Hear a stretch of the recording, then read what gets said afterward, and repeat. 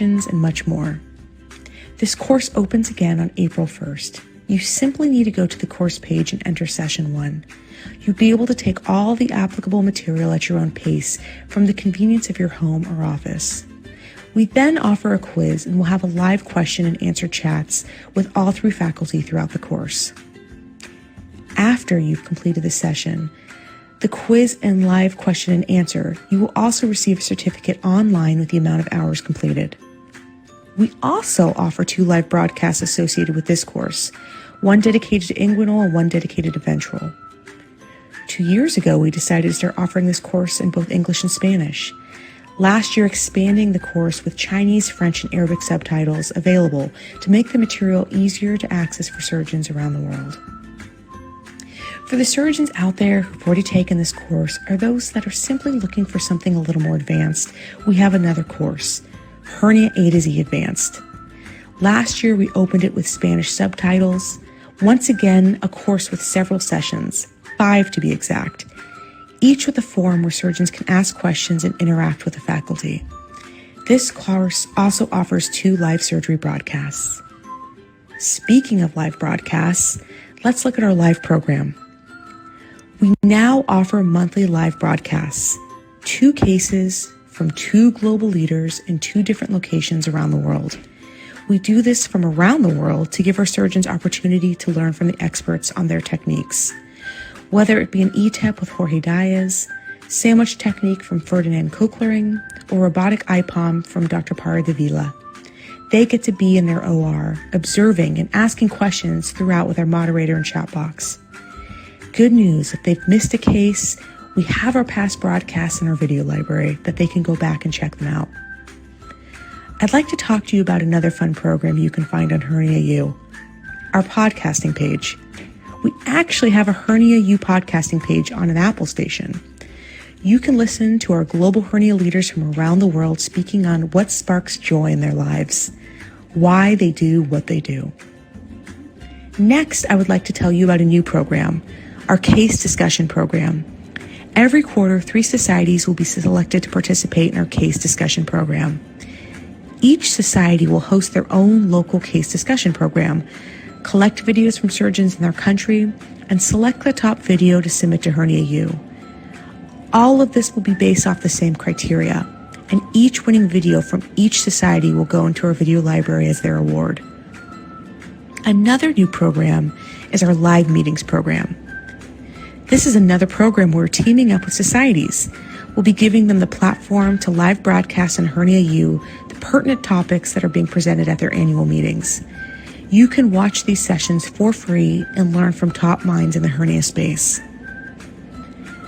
During this time of social distancing, we are ramping up on our offerings and also launching the Master Series program, another new program where our global KOLs present on hot topics live and answer questions from the audience in our interactive chat box. This is just the beginning.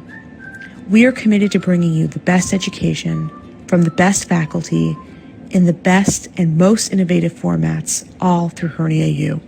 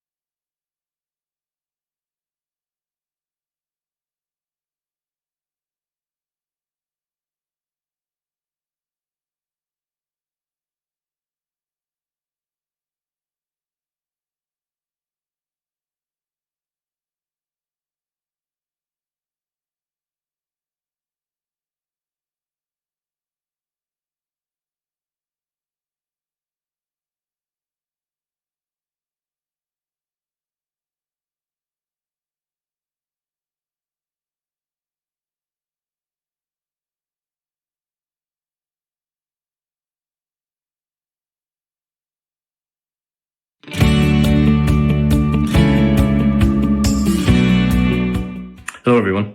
My name is Simon Campion, and I run the interventional segment at Becton Dickinson, which also includes the surgery business unit that is very pleased to continue to support the European Hernia Society in this virtual 2020 meeting. We at BD certainly hope that you and your families are staying safe and healthy during this very troubling time in 2020. I think the role that physicians have played in society has always been very important, and it has been magnified over the past several months.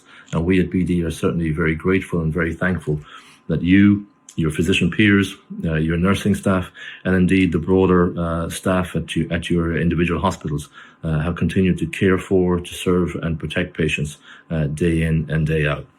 We're very appreciative of the opportunity to continue to support you at this meeting through our Hernia University portal, which we use to educate physicians around the world. And we certainly hope that the experience that you have at this virtual meeting continues to serve your educational needs as we move into hopefully a period of more normality in the not too distant future. Hernia surgery has always been very important, and while it's taken a back seat over the past couple of months, we are certainly looking forward to the opportunity to continue to serve you and your patients with high class products and service in the not too distant future. We wish you a very successful meeting and hope that you all continue to stay safe and healthy. Thank you.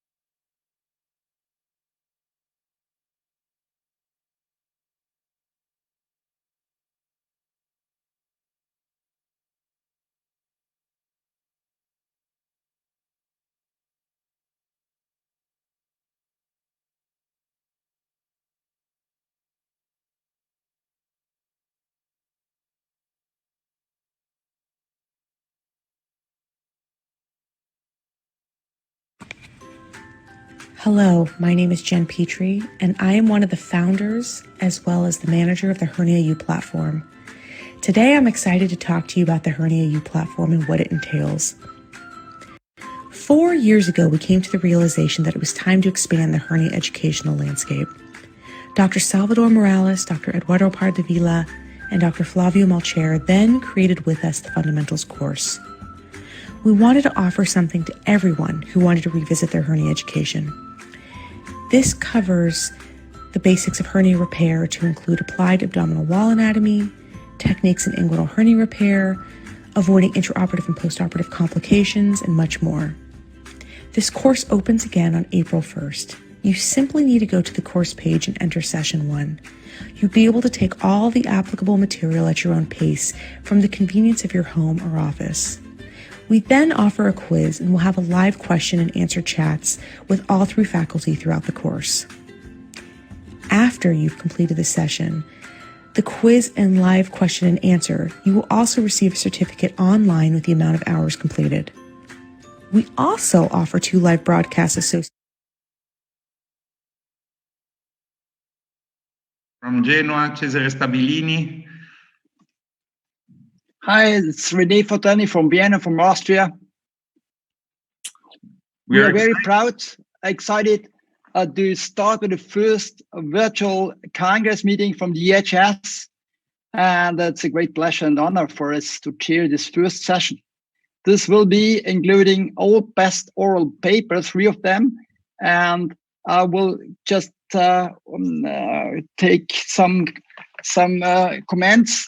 We have very short, strictly time to go for the presentations and to have also the comments on afterwards and maybe some discussion if there is time for it.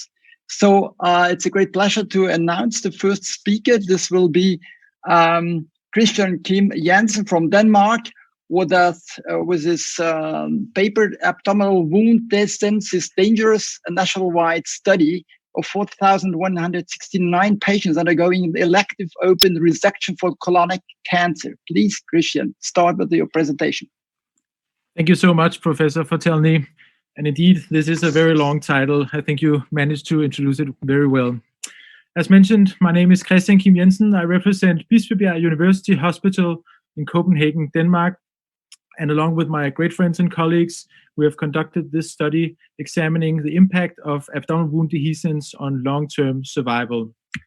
I have no conflicts of interest, but I will draw your attention towards next year's International Hernia Congress, which will be held in Copenhagen, along with our colleagues from Sweden. Please do join us. We will be looking forward to it.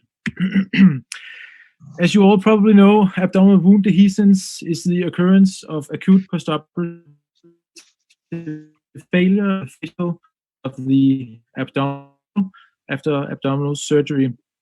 Wound dehiscence has a profound impact on recovery, prolonging the duration of paralytic ileus, the time to mobilization, discharge, and subjecting the patient often to multiple surgeries under general anesthesia, along with sometimes the need for open abdomen treatment and multiple weeks in the hospital. On this background, we hypothesized that abdominal wound dehiscence leads to a significant decrease in long-term survival after elective open surgery, and it was our primary aim to examine this along with risk factors for abdominal wound dehiscence, as well as the impact of wound dehiscence on the risk of incisional hernia repair subsequently. The way we did this was by combining 3 of our nationwide registers. We identified patients in the Danish colorectal cancer group database undergoing elective open surgery for colonic cancer, and then followed the patient using the National Danish Civil Register, from which we retrieved information about civil status, and then in an attempt to examine the risk of incisional hernia repair, we merged these data with the Danish ventral hernia database to conclude our data set. During a 15-year period, we included a total of 14,169 patients undergoing, as I mentioned, open elective surgery for colonic cancer, all with a curative intent. The incidence of wound dehiscence was 3.9%. Our patients were followed for almost 10 years, during which a total of 59 patients died. The confounders associated with abdominal wound dehiscence matched those found in the literature, except for left and complete colonic resection, which was independently associated with increased risk of abdominal wound dehiscence. We think that this owes to the increased complexity with the takedown of the splenic flexure. The 90-day mortality of patients with abdominal wound dehiscence was significantly increased to a great extent, even after adjusting for the relevant confounders. This is the main result of our study, depicting the long-term survival of patients with and without wound dehiscence. As you can see, the 5-year survival was significantly reduced in patients with abdominal wound dehiscence. And in an attempt to adjust for the early mortality, we also performed a conditional survival analysis, including only patients who survived the first 90 postoperative days. This gave the same trends, and the 5-year long-term survival was still significantly decreased in this subset of patients. Of course, we also adjusted for the relevant confounders in a multivariable Cox regressional analysis, and abdominal wound dehiscence remained independently associated with a significantly increased risk of mortality. One probable explanation for this may be the rate of adjuvant chemotherapy administration after the colonic cancer resection, where we found that patients with abdominal wound dehiscence received adjuvant chemotherapy at a significantly lower rate in patients with stage 3 or stage 4 cancer. This is probably due to the prolonged recovery period, leaving the patients unfit for adjuvant chemotherapy during the postoperative window of opportunity.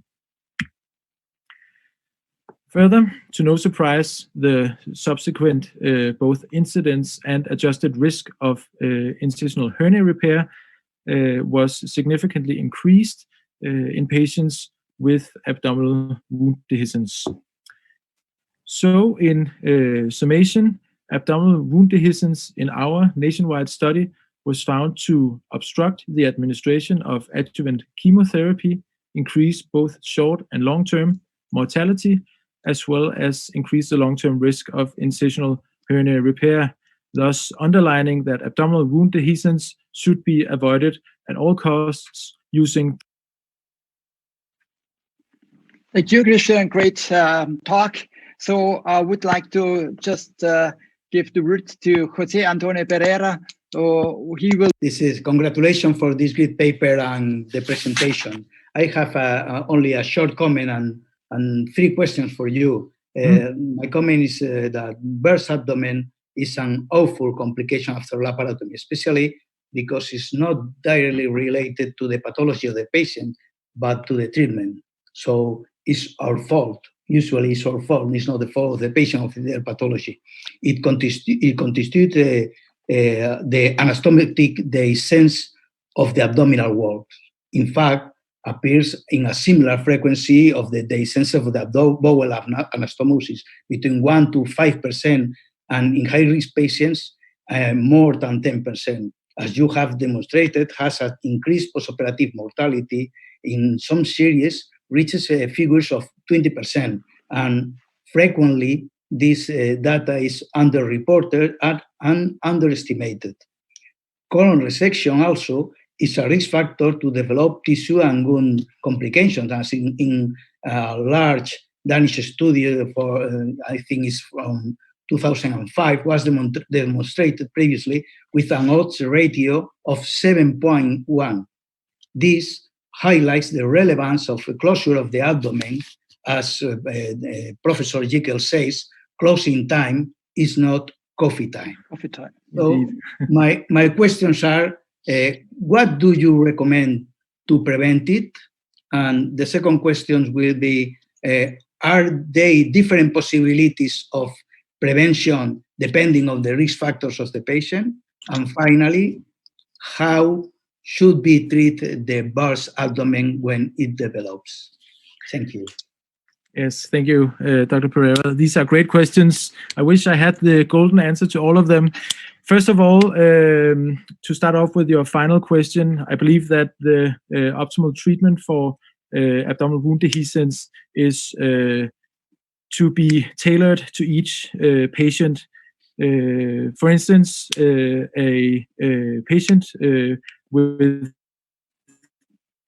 a low risk profile, who is not obese, who is in a good condition overall, who is a non-smoker, with abdominal wound dehiscence and no intra-abdominal pathology,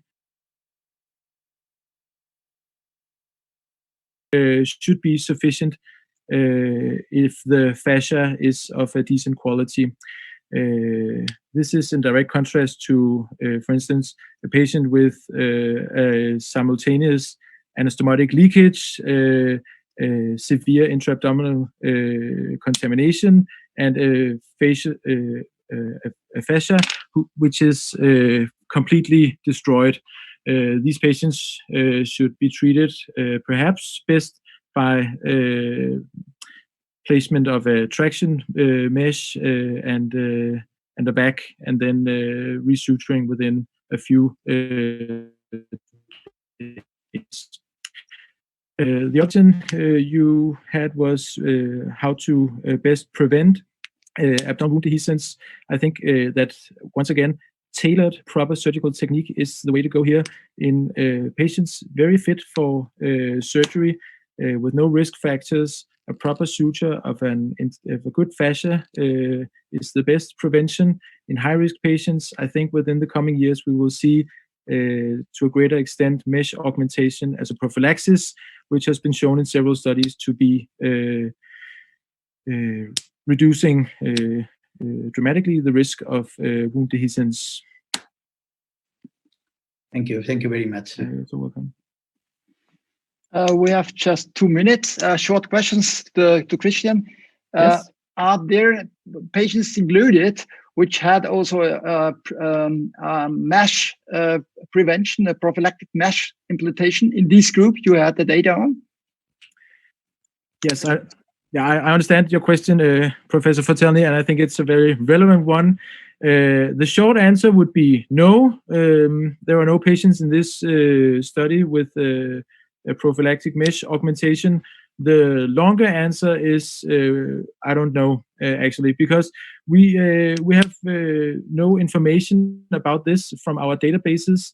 But I will tell you that during the study period, which ended in December 2016, our experience here in Denmark was extremely limited with prophylactic mesh augmentation. Actually, even today, it is very few centers using this, utilizing this technique. So I think the answer is no, but I have no way to prove this. If there is any reimbursement for doing that, maybe that's a chance to start up with that, because this is another problem. I couldn't agree more. I totally agree. I think what needs to be done here is more randomized controlled trials, as some of the trials we have seen the last few years has been published, to try and remove the surgeon's fear of using a prophylactic mesh and not be so afraid of the seroma and the risk of abdominal wall symptoms.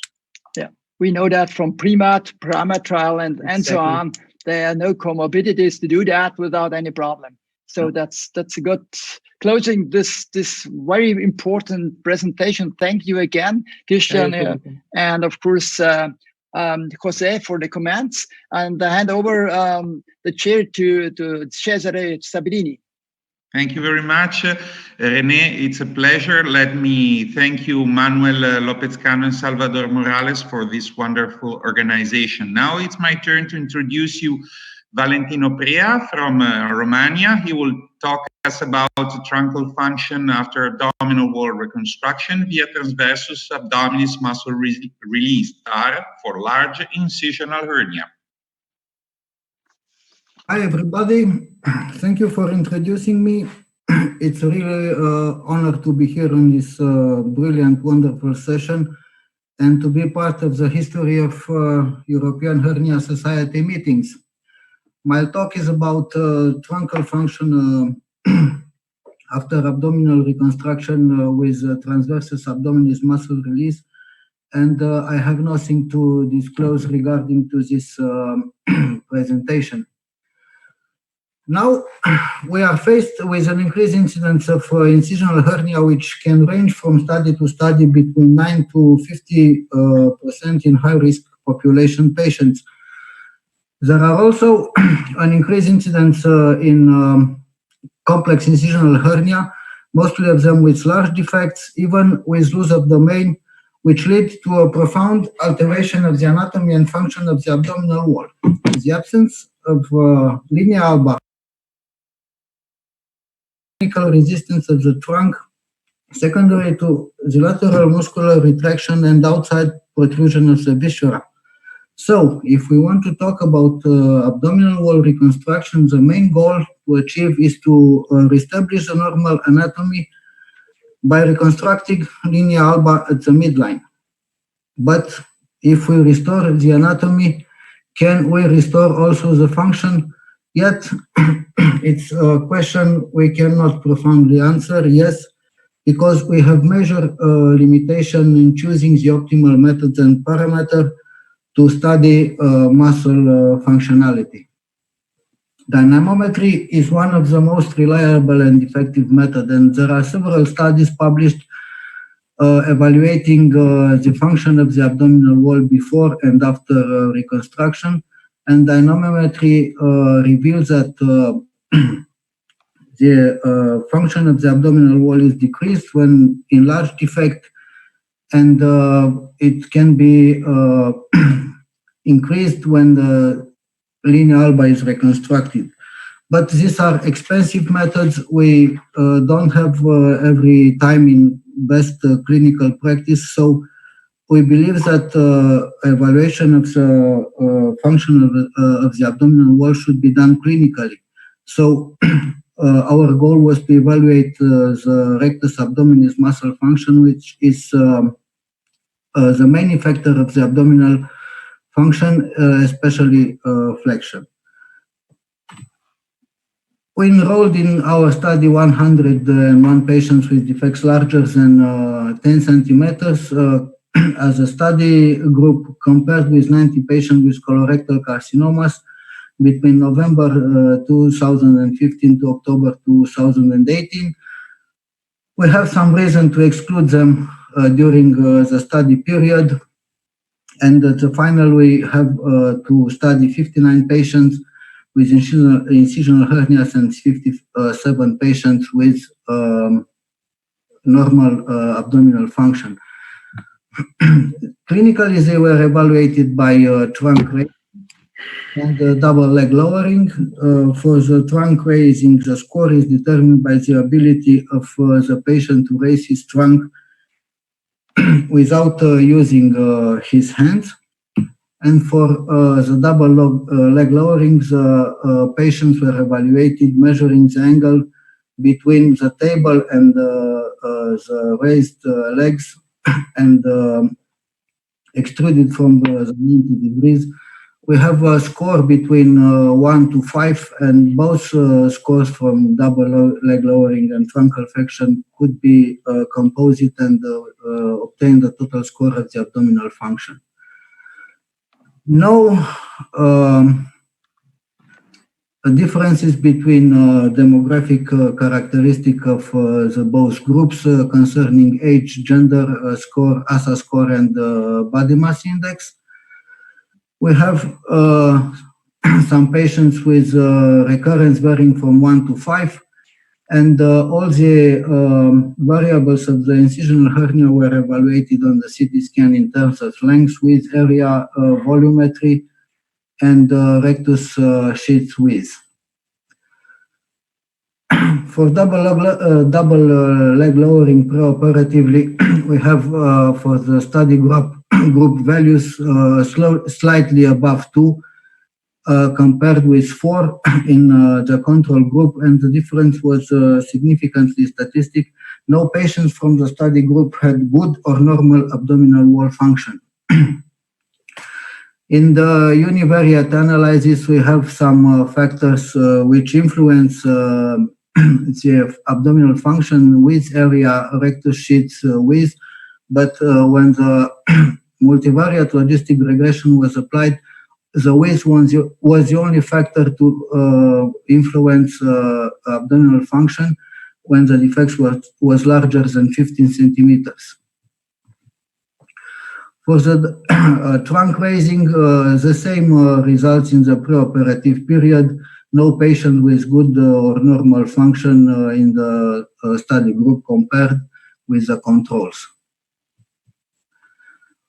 Also, we have some variables that influence the abdominal function, but when the logistic regression was applied, the onset, the length of the width, the sheets were the only factors that influence this function. If we are looking to the evolution in dynamics of the abdominal function, we can see that in the first month postoperatively, we have a slight increase of the values of the abdominal function compared with the preoperative values, but the difference were insignificant statistically. When compared with study group, the values were significantly statistics in terms of recovery. So we concluded that the abdominal wall recovery after reconstruction is better in the study group than in the patients in control group. At 1 year postoperatively, both DLL and trunk raising for the study group have similar values comparing with preoperative values.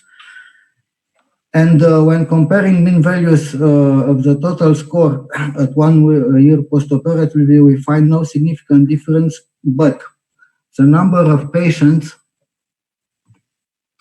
with better results was higher in the incisional hernia group than in the control group.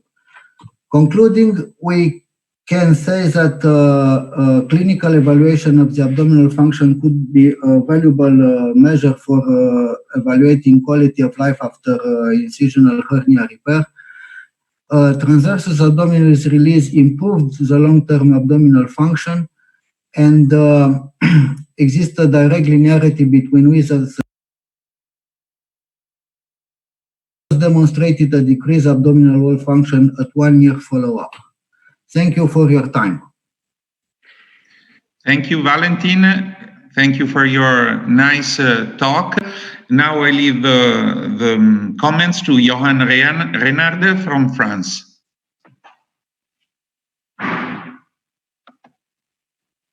Jan, you're mute. Jan, you're mute.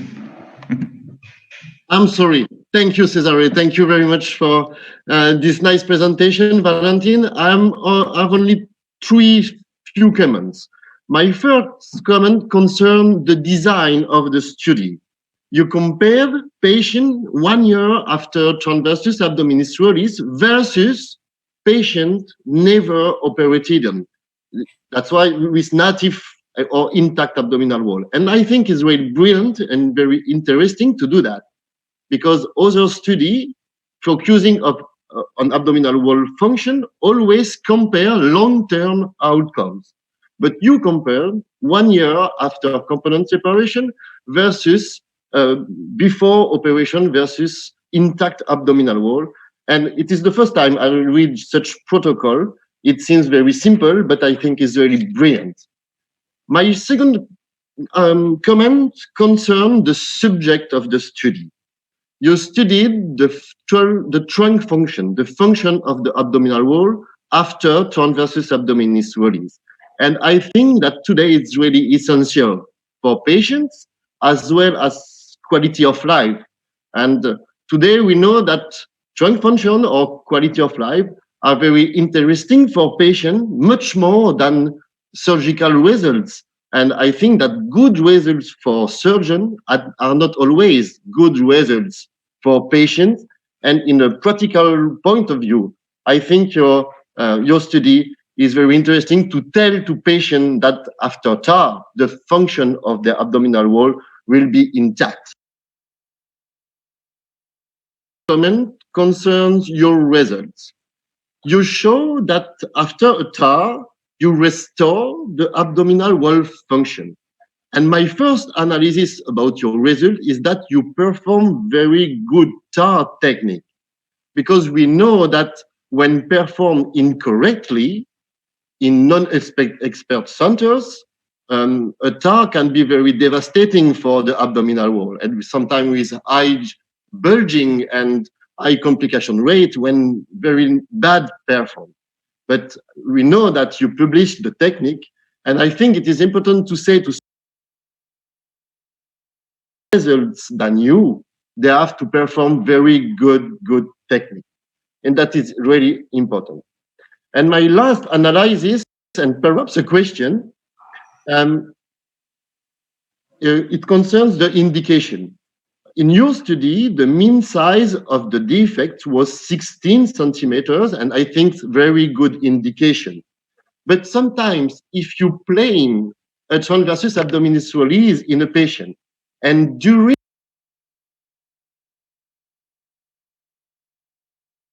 without a TAR, what will you do? What should we do according to your results? Do you perform a TAR or you don't perform a TAR when you can close the muscles? So it is my last analysis. Thank you again for this very nice presentation, a very nice study. I know it is difficult to perform this study prospectively. Thank you again. I think I will change a little bit my practice according to your results. Johan, thank you for your nice comment and for effort to evaluate the paper. When we can close the abdominal wall without a TAR, we do it. And sometimes we do only an posterior oblique internal fascia release. And it seems to be enough to close efficiently the abdominal wall. Okay. Thank you for the answer, Valentin. I have just to add one thought to the whole concept that recently, last year, as you all know, was published a paper on annals of surgery, the first randomized controlled trial on abdominal function, done by laparoscopic surgeon with the intra-abdominal placement of the mesh, suturing like Celala does, the defect. So it's a very hot topic, and I think to answer Johan's question, always restoring the abdominal cavity has an effect, has a positive effect on the quality of life of the patient, on the function of the abdominal wall. So it should be pursued in every type of approach we have to do, except in the cases of intra-abdominal pressure rising up. But I think we have to thank you for this nice study you've done. Thank you, Valentin. Thank you very much also. Okay. René. So we step to the next presentation coming from US, from Karen Zhang. This will include the robotic repair of primary uncomplicated midline ventral hernias. And we're very curious about your presentation. Please go on. Sure. I'm going to start it right now.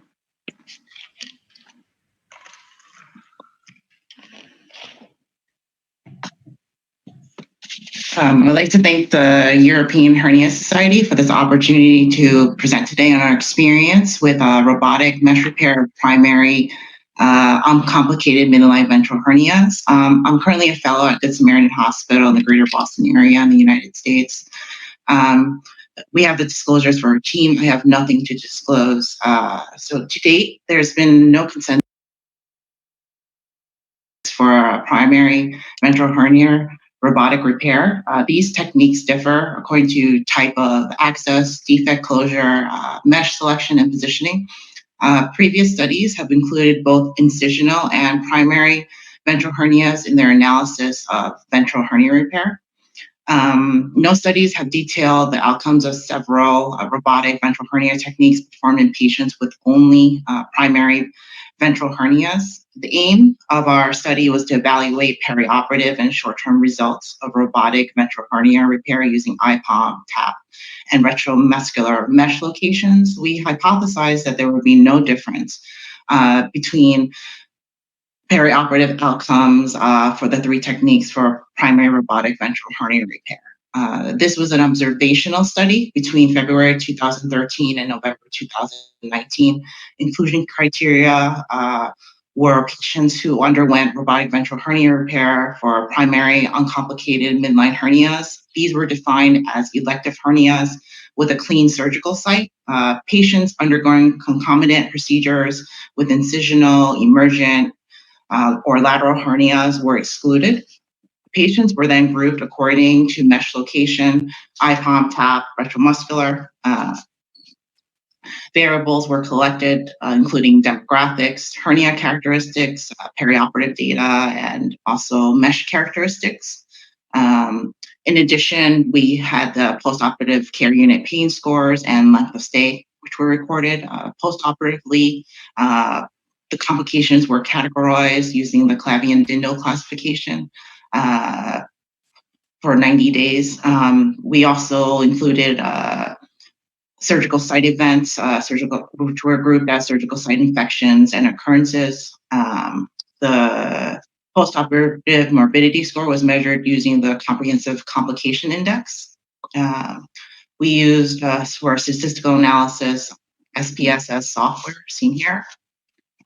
Briefly, surgical technique for robotic IPOM and adhesion lysis was performed if necessary. If the hernia defect was closed, it was approximated with a running absorbable barb suture. The mesh was then secured to the posterior fascia with absorbable sutures for TAP repair. The preperitoneal dissection was extended circumferentially 5 centimeters from the defect. If the anterior defect was closed, it was approximated with a running absorbable barb suture as well and secured to the posterior fascia using absorbable sutures. The peritoneal flap was also closed with absorbable suture. Finally, for retromuscular repair, the procedure was performed using either a transabdominal approach or a totally extraperitoneal approach. The transversus abdominis release was performed as needed. The anterior fascial defect was closed with absorbable barb sutures, and then if it was a transabdominal approach, the peritoneal posterior rectus sheath was approximated with absorbable suture. Results: out of 589 patients, 269 patients were enrolled in the study. Roughly 33% underwent IPOM. The 40% underwent TAP, and the remaining 26% underwent. Are seen here. They're comparable between the three groups, except for a greater percentage of females undergoing IPOM. Here are hernia characteristics and operative variables. Primary fascial closure was lower in the IPOM group. Larger defects were found in the retromuscular group. There were no differences between hernia defect size for IPOM and TAP groups. These mesh characteristics are seen here. A larger mesh size and a greater mesh overlap was achieved in the retromuscular group compared to IPOM and TAP patients, while achieving a significantly lower rate of mesh fixation. Mesh defect ratio of 16:1 was achieved in all groups. The median mesh defect ratio was higher in the TAP group compared to IPOM and retromuscular groups. Total operative time was found to be greater for retromuscular repair than that of TAP and IPOM because of time-consuming operative steps related to the crossover technique. And the mean operative time for all three repairs was 63 minutes. None of the patients required conversion to laparoscopic or an open approach. There were no differences in the acute pain score among the three groups. All three approaches have a length of stay of around less than 1 day, and the vast majority of patients were discharged on the same day of the procedure. Post-operative complications are seen here.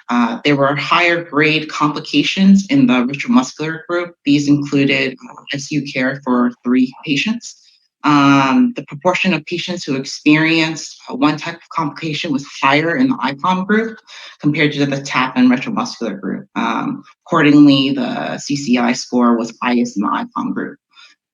The rate of surgical site infections consisting of seromas and hematomas were higher in the IPOM group than the TAP and retromuscular group.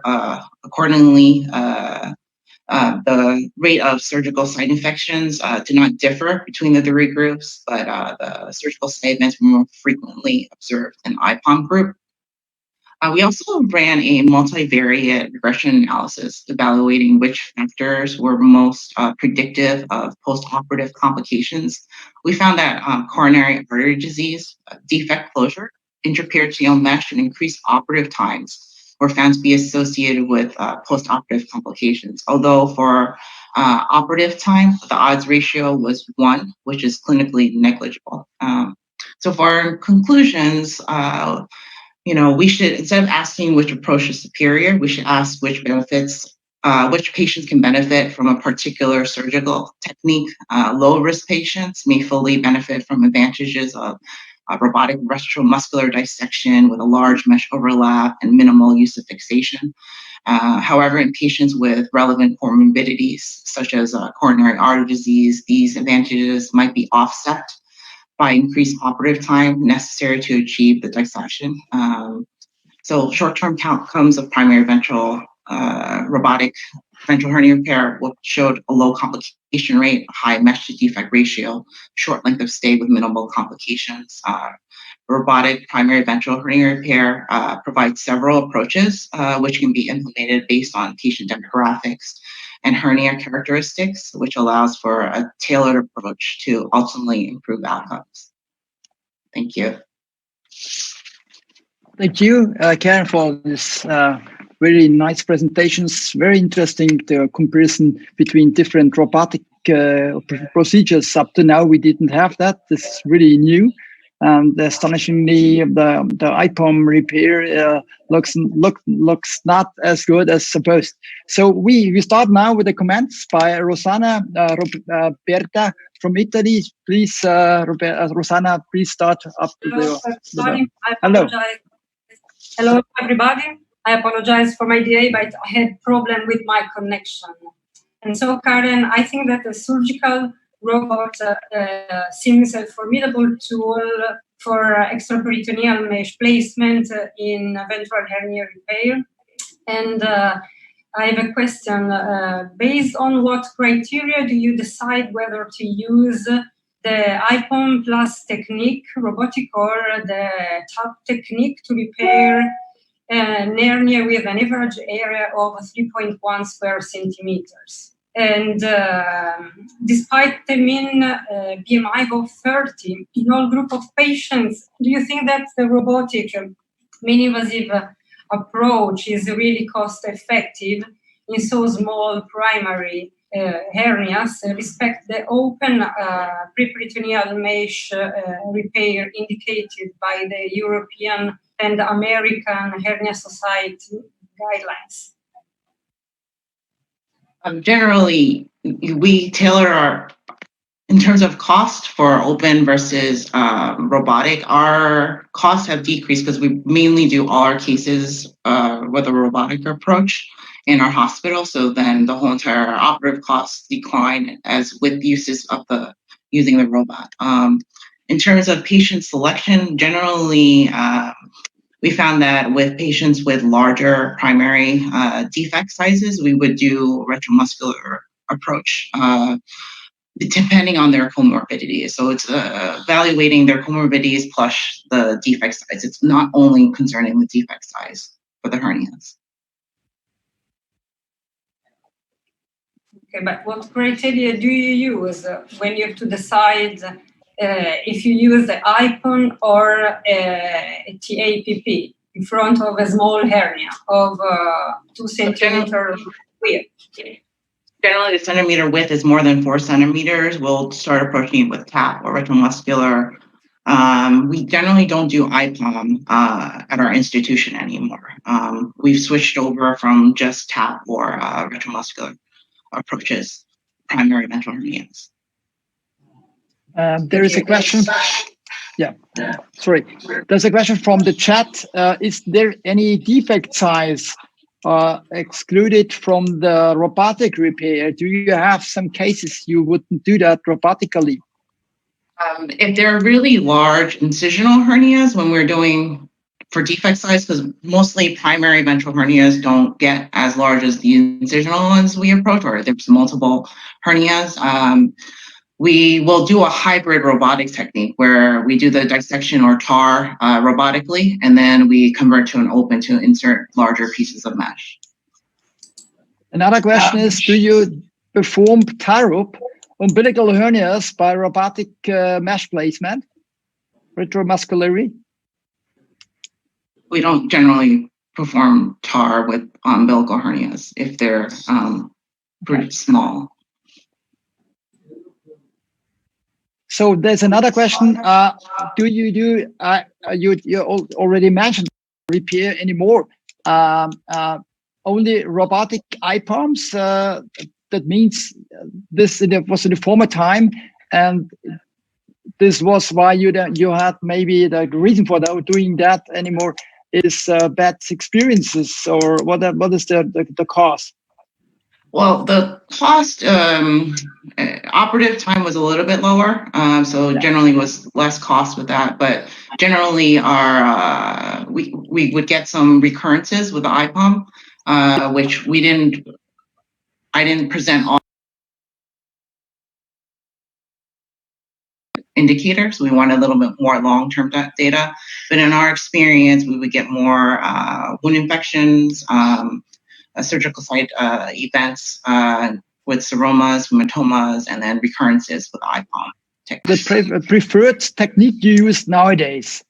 Nowadays, we've been moving to the robotic retromuscular approach for our primary ventral hernias. So questions from Rosanna? You have some comments? Yes, I think that is very interesting, the preperitoneal approach, comparing to the open approach with the preperitoneal mesh. Because with the open approach, that is the best method suggested by the European and American guidelines. You need 35 minutes to perform this kind of operation, and you have an average of complication of about 17. And you showed us that you have about 12% of surgical site complication occurrences.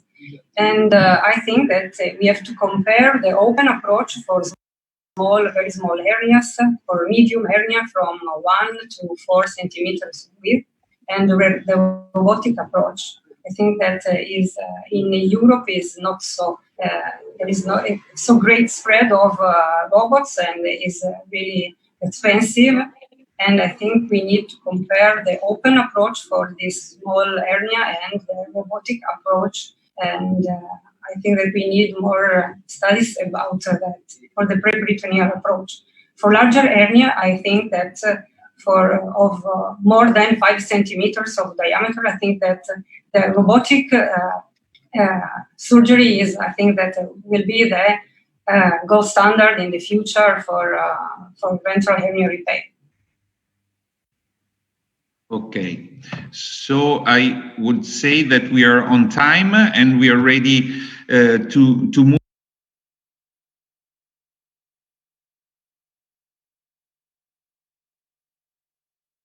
The open ceremony at after after our session, and at 3 o'clock we will have the next presentation section. So everyone stay tuned.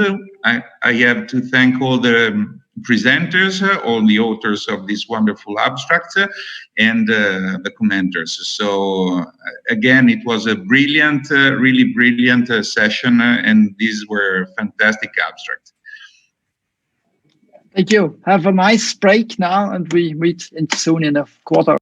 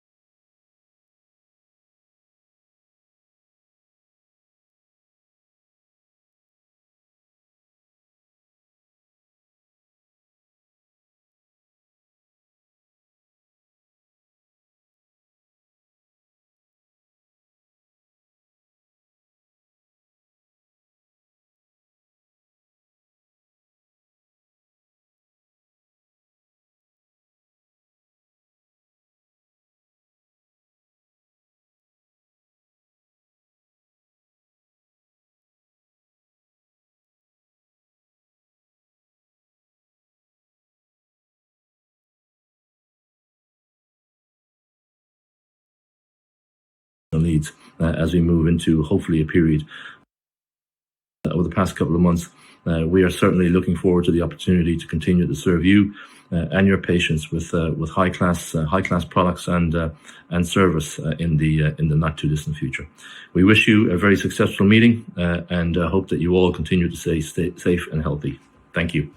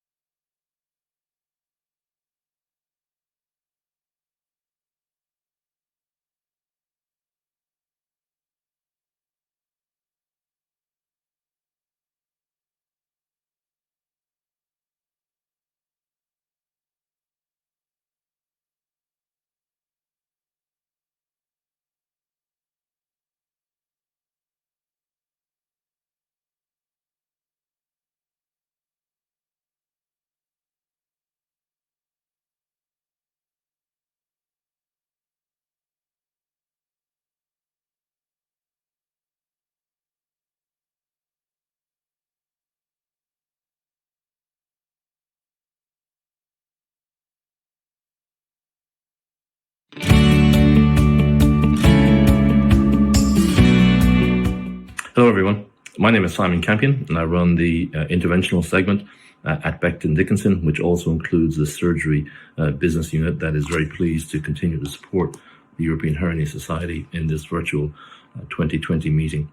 We at BD certainly hope that you and your families are staying safe and healthy during this very troubling time in 2020. I think the role that physicians have played in society has always been very important. And it has been magnified over the past several months.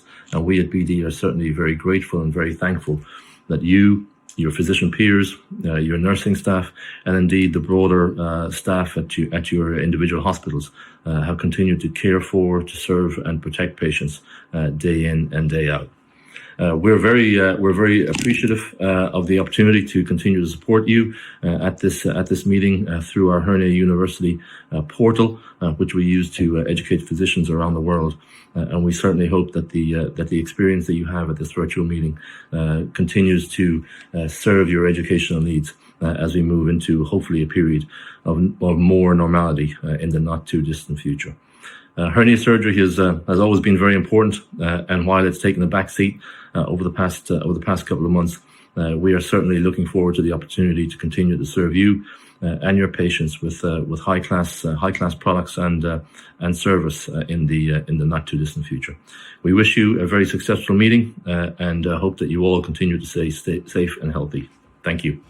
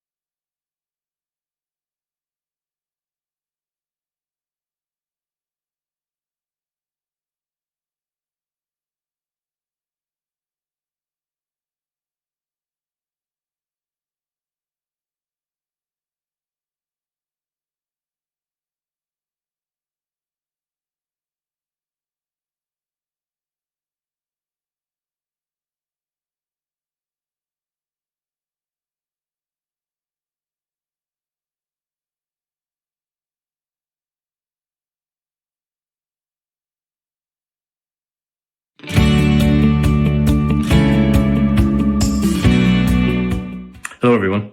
My name is Simon Campion, and I run the interventional segment at Becton Dickinson, which also includes the surgery business unit that is very pleased to continue to support the European Hernia Society in this virtual 2020 meeting. We at BD certainly hope that you and your families are staying safe and healthy during this very troubling time in 2020. I think the role that physicians have played in society has always been very important, and it has been magnified over the past several months. And we at BD are certainly very grateful and very thankful that you, your physician peers, your nursing staff, and indeed the broader staff at your individual hospitals have continued to care for, to serve, and protect patients day in and day out. We're very appreciative of the opportunity to continue to support you at this meeting through our Hernia University portal, which we use to educate physicians around the world. And we certainly hope that the experience that you have at this virtual meeting continues to serve your educational needs as we move into hopefully a period of more normality in the not too distant future. Hernia surgery has always been very important, and while it's taken a back seat over the past couple of months, we are certainly looking forward to the opportunity to continue to serve you and your patients with high class products and service in the not too distant future. We wish you a very successful meeting and hope that you all continue to stay safe and healthy. Thank you.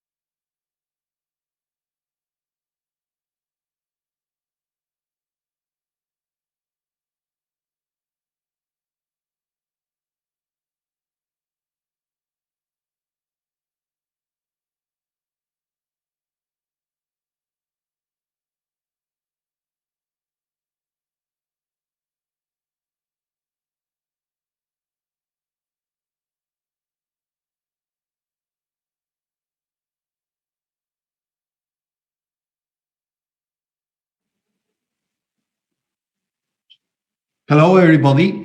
Hello, all the delegates from all over the world. It's a pleasure to be here with you in this first virtual Congress of the European Hernia Society. It's the 42nd annual International Congress of our society, but this year we decided to go virtual, and you know exactly why. Situation in the world is difficult. I think is a time of crisis, and also in this situation is a time to join forces. This is the Earth.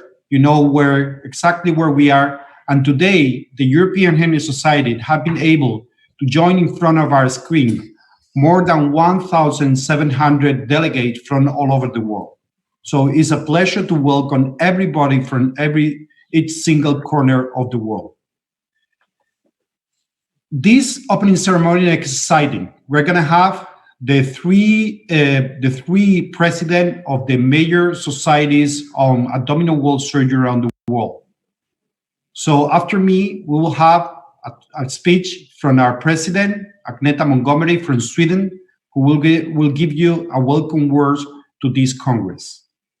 We also decide to join forces with the American Hernia Society, and his president, Ben Poulos, have joined us early in the morning from his place in the US to welcome everybody in the world. And also from Dubai, the Asia Pacific Hernia Society, in the person of Rob Harton, will be with us also to welcome everybody in this Congress.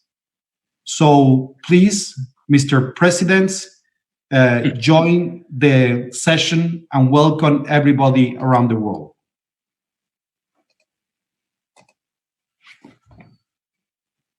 So,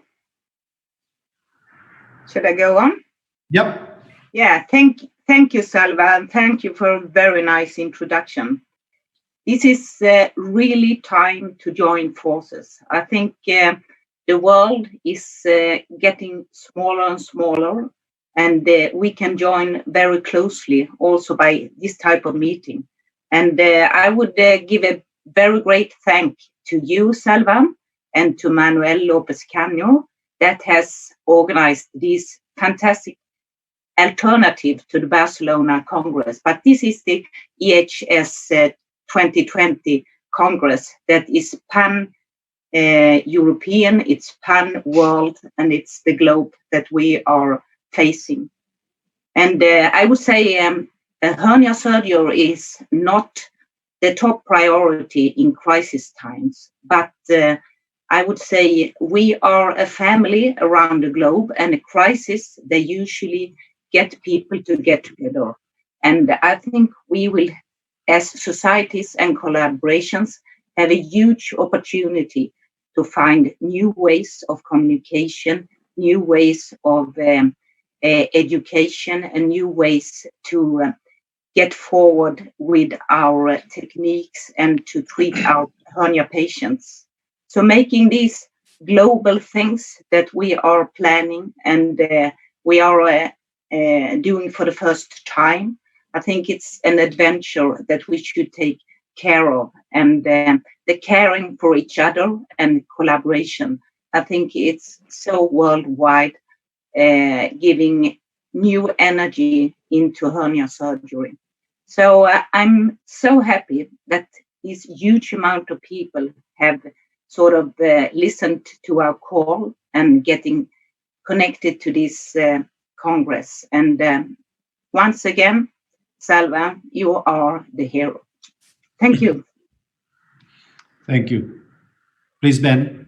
On behalf of the America's Hernia Society, it is really my honor to help open this groundbreaking virtual Congress in these very difficult and challenging times. All of us, our nations and our patients, have been affected by the COVID pandemic in some way. We are very proud of our colleagues at the European Hernia Society to be the first national society in our space to shift an entire annual meeting to a virtual one. It's an enormous feat, and I want to congratulate Agneta, Salva, and Manuel on achieving this and maintaining the international spirit of collaboration that continues to bring all of us together year after year, despite very difficult circumstances this year. Congratulations again, and we look forward to an exciting virtual Congress. Thank you, Ben. Rolf? So now my presentation got lost.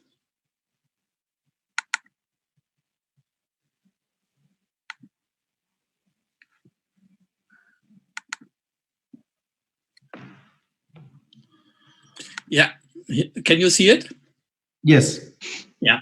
So first of all, let me congratulate you, Agneta, Salva, Manuel, and all my friends in the EXCO of EHS on this first virtual EHS Congress, which is actually almost a global conference, as you have mentioned already. So great congratulations on that. Furthermore, thank you very much for inviting me to have this welcome speech here and to give my greetings and wishes, best wishes for the conference on behalf of APHS. Well, APHS is very thankful to you for the complimentary registration of all our members, and I hope we can return this next year in 2021. Now, time of crisis and joint forces is a very well chosen theme which reflects the pandemic which went around the world in no time. And for me, there are two open questions, two issues here. One is related to the transmission of the virus from a droplet transmission into an airborne transmission due to procedures which cause aerosol formation. And second, the unclear status of immunity so far. So, the most two used words over the last months have been unprecedented and uncertain times. However, in the past centuries, mankind has been threatened by many endemics, and you can see here the perfect picture of an almost perfect PPE from the 17th century doctors used to protect themselves against the pest. So including the face mask, the full face mask, the eye protection, a waxed coat, and a distance stick to keep the patients away from them. It's not really, I believe it's not really the mortality which has caused the panic, but the speed of this virus to conquer the entire globe. And this has then caused a lack of facilities, of staffing, of ICU beds, of ventilators, of PPE material, and last but not least, of essential drugs. As a consequence, the first lockdown of a city was in China, in Wuhan, followed by the entire country and then by almost the entire globe, finally ending up in an economic lockdown and in a financial recession. Now, for us hernia surgeons, as all elective surgeries have been banned in almost all the countries, we lost about 95% of our surgeries because this much is actually elective surgery, the most common elective surgery. So how to come out of this dark tunnel? And this is definitely by joining forces. Together we can make it. But what means together and with whom to join? Is it only our societies? Is it only our surgical colleagues? I think it's much more than that. Being a medical director of a big hospital in a big international group, we join forces with politicians, administration, regulatory authorities, insurances, industry, the public itself, and of course, research institutions. So all this is as important, And in Asia, the two big surgical societies, APHS and ELSA, have joined forces, basically to come up with guidelines, to organize webinars, and many more you can see here on the list. So since 2017, in our conference in Taiwan, we put the permanent slogan, "Together, Stronger, Better." This is really the meaning of joining forces. So different from EHS, APHS EXCO has decided to postpone the conference to 2021, hoping somehow that until then vaccines and herd immunity will somehow allow us to come back to a so-called new normal, respecting all those almost non-medical protective and preventive measures. By this, we hope to see you in 2021 in Shanghai. Friendship, interactive sessions, workshops, cultural experience are on the top of our values in APHS. And we definitely also want to enjoy Bang Bang cuisine with our famous gala dinners and faculty dinners with music and dancing. So hopefully we will see you in 2021 and we can return your generous invitation by then. Thank you again, and we wish you all possible success for this first virtual Congress. Thank you very much, Rolf. Thank you very much, Ben. Thank you very much, Agneta. It's time to join forces, and as you say, is what we have to do today is to be here on our screen, but we will love to enjoy friendship, having a beer, a glass of wine, a Coke, or just water. No time. and that will be the future for sure. I would like to say some extra words as a General Secretary of the Society, and I would like to mention that our Congress, for those who are not aware, was planned to be held at the beginning of May in Barcelona. That was going to be our 42nd annual Congress in a beautiful city. And I can tell you that in 2019, Manuel and myself, as chairman of the Congress, were working in a nice program together with our Spanish colleague, Pilar and Jose Pereira, Antonio Pereira from Spain. All the Spanish society was looking forward to host not only the European Hernia Society, also all the members of the American Hernia Society, EHS, and members and people interested in hernia surgery from around the world. But we didn't know that in December, when we were preparing the Congress, this virus was coming. And you know what happened? You know that in Wuhan, everything started. We didn't believe it was going to reach us in Europe, because we're supposed to be stronger. We are a very good health system, but you shouldn't trust these things. We have to. That shows you that we are weak, and if we work together, the world work together, this will not happen again. So April, from these 60 cases that happened during December in Wuhan, April 21st, 2.5 million, May 5th. 3.5 million of people, May 15, 4.5 million. Today, this morning, almost 6 million of people have been infected. And we know the numbers, that this number doesn't reflect the reality. And we are so many people who are infected that we don't know, and so many people who has died and we don't know. And now today, we have to say thank to all the healthcare professionals that are working around the world to treat these patients, because they're doing an enormous effort, and they're working in a difficult circumstance, and also taking with this fear of a human being that taking the disease back home when they finish in the hospital. So what are the consequences of this pandemic in our daily life? You know that our priority have changed. Now in Europe, we will be talking to Martin, to Agneta, to Wolfgang. All the European board will say, well, I rent a nice house in Mallorca for the summer. We're talking about. Now, what we are worried is having a good mask that is going to cover us in the OR, or just during the human relationship. Things have changed. I'm Latin, I'm Mediterranean. I come from the south of Spain. I love to hug, I love to shake hands, but now this social distancing is make life very difficult. Because even with our patient, when I have to operate last week, a patient with a cancer that I couldn't do anything, giving this news to the family and not able to get close to them and shake hands is very difficult. So human relationships have changed due to this pandemic. And hospitals also have changed. This is ICU in December. This is today. Look at the difference. How difficult it is to reach the patient. We cannot smile them to tell them that they're getting better. So they are very difficult.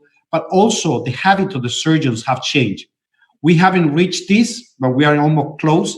But at least we have reached this sometimes, and it's uncomfortable, difficult to work. It's the heat, everything is uncomfortable. Our movement are slower, so surgeons also have changed.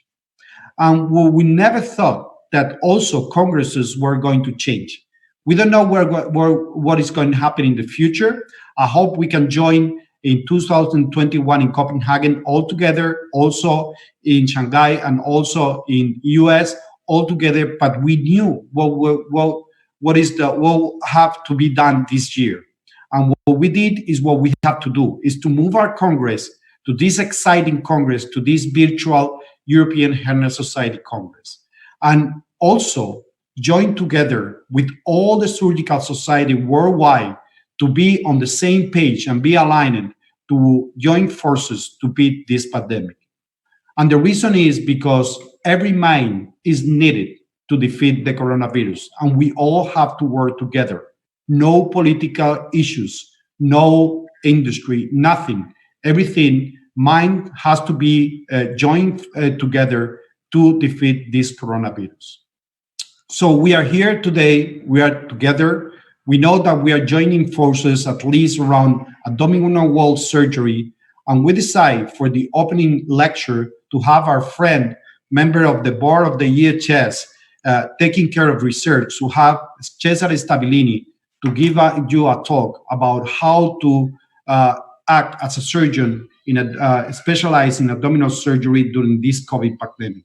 So please, Cesare, is your turn to give a talk and an overview of COVID and hernia surgery. Thank you. Fantastic. I share the screen.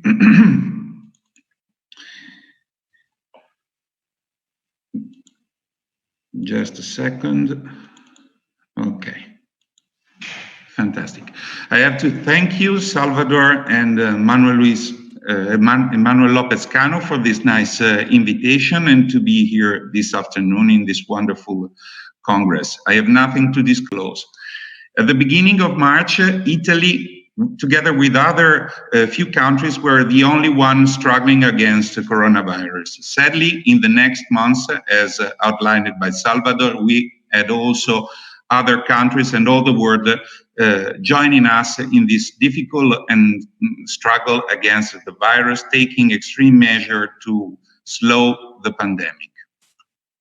We will never forget this picture. We have ICU full, the Secretary of the World Health Organization giving sad speeches, the economy going down. We were unprepared to this catastrophe. We will also won't forget the fact that we were forced to stay home with our beloved family for a very long period. I said that it was sudden, but it wasn't like that at the beginning of February. I was warned by someone I consider an expert to wear a face mask in the airport because there was coronavirus and it was dangerous. I didn't listen to her because the evidence were very, very low. I know now that the grade of recommendation could be upgraded to very strong and true in this case. So expert guidance is needed. This is the lesson I've learned that day. And together we decided to join our forces in the board of EHS and produce a paper who could help us in acting and behaving in this difficult period. There is no second row. Everyone equally contributed to the paper. And we have to thank Barbara East for preparing this wonderful visual abstract. The article published on hernia is an expert guidance based on EHS guidelines and thorough literature review. First of all, we want to say, as the President said, that the aim of elective abdominal wall surgery is improvement of the patient's quality of life, so it can be postponed safely during the crisis. Resources are needed elsewhere, and we have just to wait. Where are we in Europe? We are at least out of the lockdown, going to normality. Our commitment now is to deliver safe surgical care without contributing to viral spread under this uncertain condition. What we know about the coronavirus is that it has a tropism toward the respiratory system and with a cytokine storm. It's very difficult to be diagnosed reliably, and it's ubiquitary and highly contagious. It has been found in feces, blood, and very recently in Italy, in peritoneal cavity is possible as well. So when dealing with the acute hernia in emergent setting, consider all the patient as being COVID positive. So try and avoid every moment surgery. Emergency hernia repair has a 10 to 20-fold increase in morbidity and mortality, so try taxis under sedation and analgesia and observation. If you are forced to go to the operating room, protect the lungs of the patient, which are the first target for coronavirus, and keep operative time low. Wear your personal equipment. In case of a surgery, great care when opening a viscous, since COVID can be disseminated. Aerosolization as well should be kept at minimum, so beware. Beware both in open and laparoscopic surgery. For laparoscopic, at the beginning of March, we have the conflicting recommendation from different surgical society. Now we know that there is no evidence for contraindication of the laparoscopic approach. It has the usual advantages. There is no evidence of transmission consequent to pneumoperitoneum. So a better possible control of surgical smoke make it of appeal. Laparoscopy in emergency hernia repair should be evaluated cautiously. You have to select the correct patient and decide in skilled hand to perform the procedure by minimal invasive approach. Please, in this moment, avoid time-consuming and learning curve procedures. It's not the time, it's not the moment. When getting to midline restoration, in this moment, we know that it has advantages in terms of functional recovery, but beware of the risk of intra-abdominal rising of the abdominal pressure. So monitor it during the procedure, and please decide safely for a bridged procedure instead of a complex abdominal wall repair in case is needed. Consider that component separation in emergent setting has increased risk of complication, is visible in experienced head. When dealing with patients in elective setting, only COVID negative are allowed. So it's very far the day that we will start again doing this surgery. Consider that all patients can be postponed for groin hernia if they are male and slightly or asymptomatic. Beware of patients of female sex with femoral hernia because they can present in an emergent situation. For abdominal wall defect, we are allowed again to start a watchful waiting strategy. What is really important? Inform your patient. Advise on symptoms and signs of impending complication. Try to find a program of online or telephone consultation. They're present and they're valuable.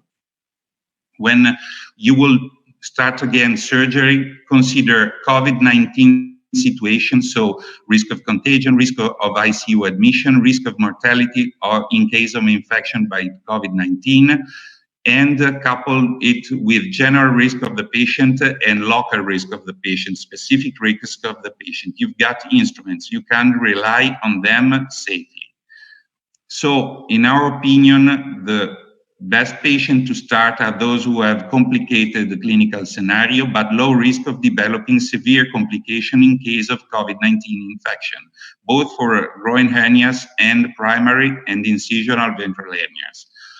When deciding for frail patient, put them at the lower status in waiting list. When doing elective surgery, very briefly, consider anesthesia and reduce the use of general anesthesia. Mechanical ventilator are needed elsewhere. Minimize potential lung injury, avoid postoperative ICU admission. So we have time. Consider rehabilitation, considering botulinum toxin type A and the use of laparoscopy. It offers less SSI, faster recovery, so it's a good choice. There are no conclusion to this talk. COVID-19 has taken a lot from us, but has given the opportunity to work together, learn together, and grow together. So from Genoa, I send you virtual greetings and advise you to be confident for the future. Hope that the next months will not carry us, nor Godzilla, nor aliens as well. Thank you.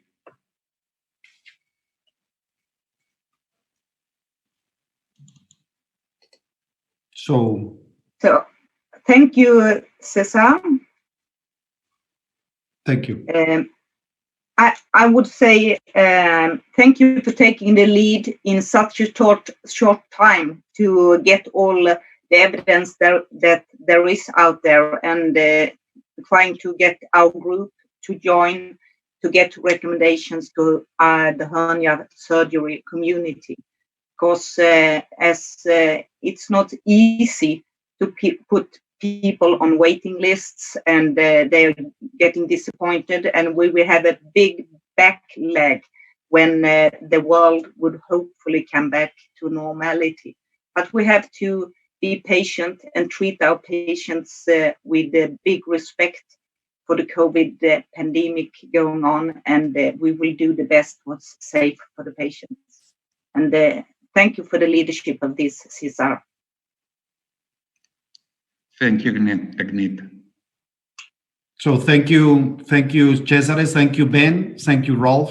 And it's been a pleasure to have you here. Just to tell you that during this half an hour, we increased the registration 100. So now is 1,800 delegates in the Congress. For those who are having problem with the link, a letter have been sent to restart the link. And in case you have any problem, please tell to your colleague to write directly to the technical secretary. You know, it's the first time and maybe we have some problem in that sense, but everything is working smooth. And we are happy about you being here, our sister society around the world, being close to us to support our Congress. So Agneta, if you want to close this opening ceremony and to give the stage to our new next moderator of the session that are waiting to start the session.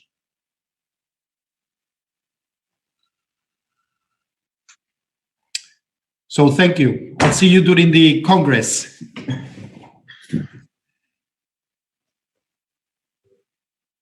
Thank you. Are we off, Jennifer?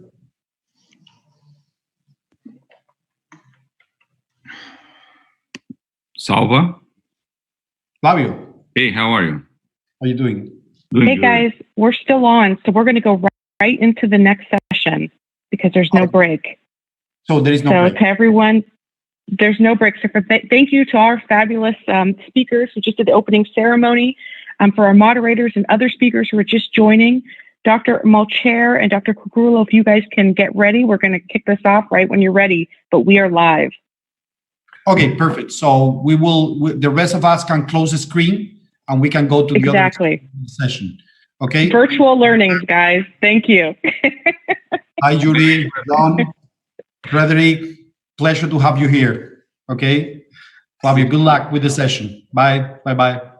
Thank you, Salva. Dr. Malcher, once you and Professor Cucurulo are ready to start, we're ready. We're on and we're live. Yeah. As I always say, I'm always ready. Let's go.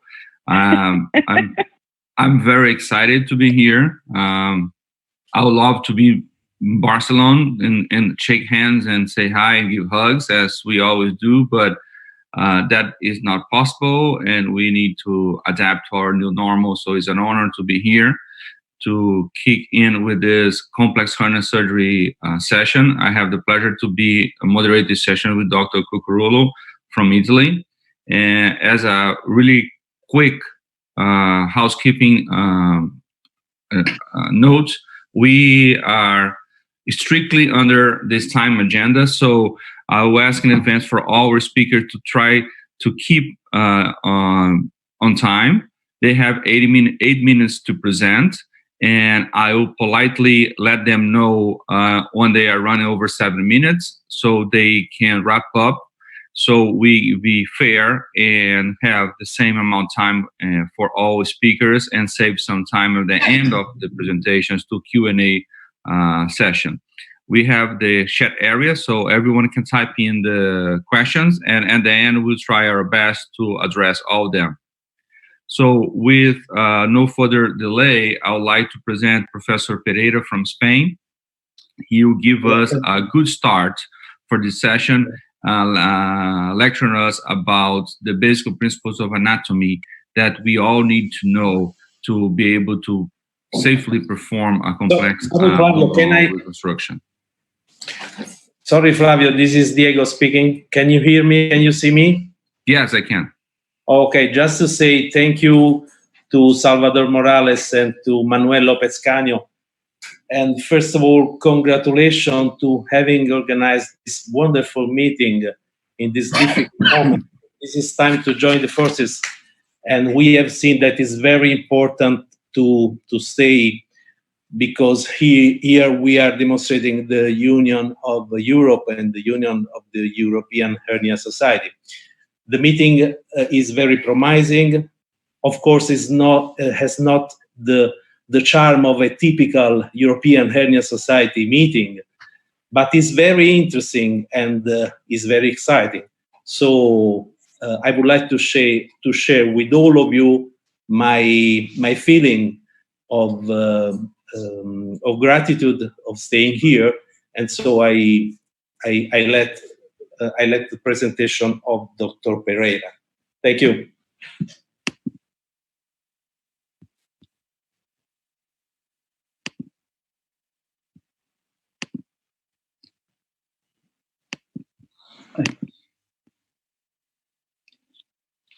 Thank you very much.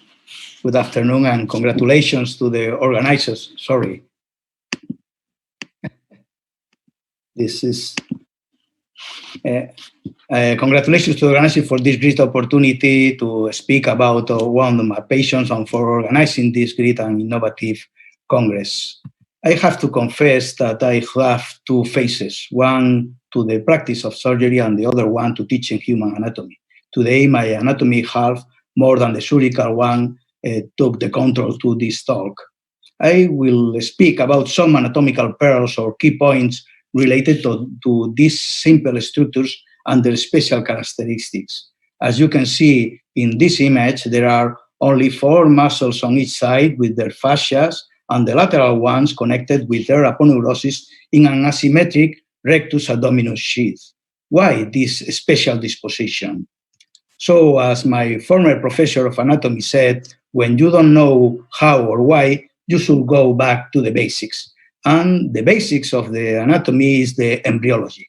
Look at this embryological scheme showing that the origin of the abdominal wall muscles comes from the thoracic somites. These thoracic segments extend to the abdomen to cover the umbilical ring, following the same path than the ribs and the intercostal muscles. On the other hand, the lumbar myotomes are at this time less developed and related mostly to the growth of the lower limbs during the fetal period. The final disposition in 3 planes, the position of the neurovascular bundles between the intermediate and deep planes and the direction of muscular fibers, are strictly the same to the intercostal muscles and intercostal spaces.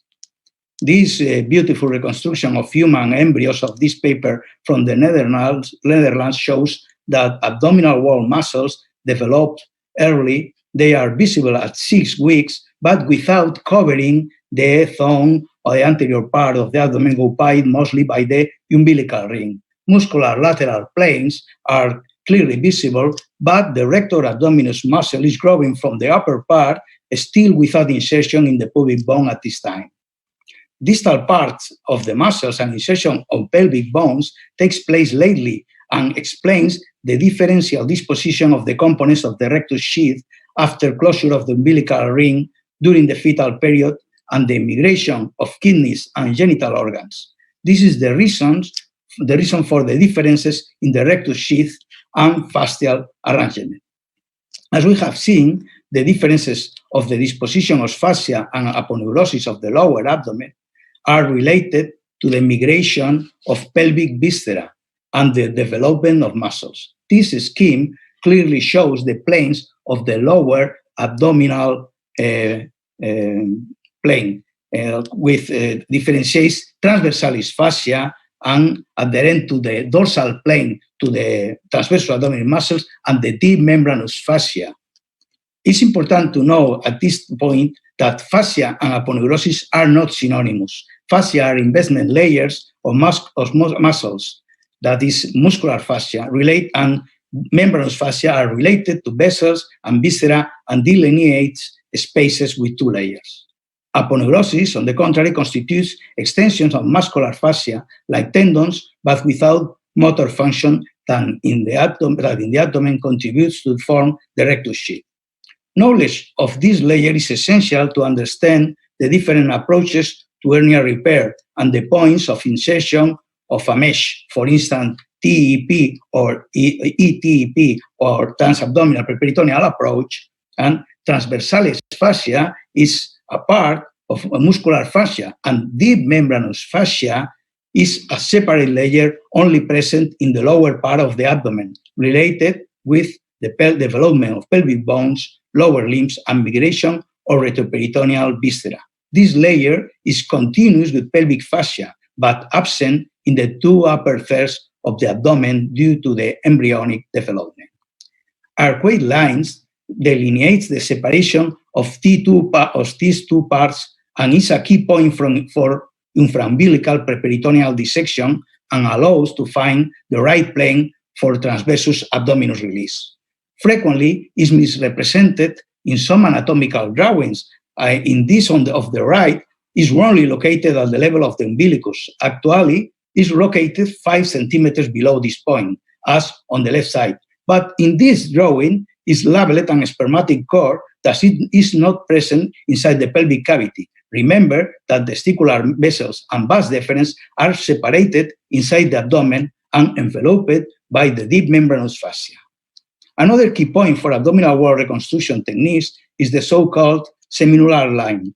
For many surgeons and books, this line is the union of aponeurosis of the 3 lateral muscles in the rectus abdominis sheath. But this anatomical point is not strictly aligned. Classical description of Spiegel relate this line with the end of muscular fibers of the lateral muscles. So there are 3 different lines, but only the lateral border of the transversus abdominis muscle has semilunar shape. In these 3 images, we can see different drawings of the end of the muscular fibers of the lateral muscles. The central one shows the final ends of the 3 muscles at the same level, but as you know, the final ends of the 3 muscles are different at different levels, as is properly exemplified by the schemes of both sides. My opinion is supported by other authors that, as Skandalakis, are explain that linea semilunaris is produced by and marks the site of transition from the aponeurotic part to the muscular part of the transverse abdominal muscle. Inferior epigastric vessels, they are another key point in the retromuscular and preperitoneal dissection. Sometimes are named as deep inferior epigastric vessels. This term is not supported by the nomina anatomica and should not be used. As you can see in the angiogram or in the laparoscopic view of the vessels, frequently anatomical pictograms represent their initial course as oblique instead the real straighter. These vessels, enveloped by the deep membranous layer, separate the lateral retroinguinal from the medial retropubic space. Finally, the course of neurovascular bundles between transversus and internal oblique muscles should be in mind during dissection. Nerves at risk during retromuscular dissection only are intercostal ones, and usually the upper nerves are not seen during dissection. Also, the course of neurovascular bundles should be remembered during lateral dissection of intermuscular planes. Lateral section of the transversus abdominis during reverse TAR for lateral hernia repair puts at risk all of these nerves, and denervation could be an undesired effect of this technique. And this is my final comments. I recommend to use adequate terminology and try to avoid eponyms. Abdominal muscles have similarities with intercostal muscles due to the embryonic development. Fascial planes and its knowledge is essential to abdominal wall reconstruction. Remember that aphasia is not a synonymous of aponeurosis. Transversalis fascia is a key reference for abdominal wall reconstruction and easier to find to the lower part of the abdomen. Arcuate line is located 5 centimeters below the umbilicus. To identify inferior epigastric vessel is very useful to preperitoneal and retromuscular planes dissection, and during surgery there are few neurovascular bundles than we think. Laterally, the intermuscular space is safer to protect the nerve. Thank you very much for your attention.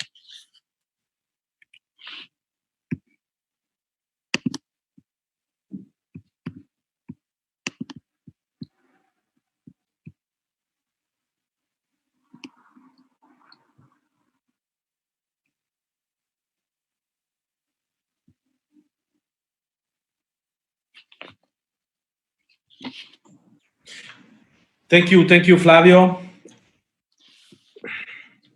Dr. Pereira has finished his presentation. So we can introduce the second speaker. Sure. It's my pleasure to introduce to you all Dr. Fisher from Pennsylvania to give us talk about what makes a complex hernia. We can't hear you. Okay, so Dr. Musgrove.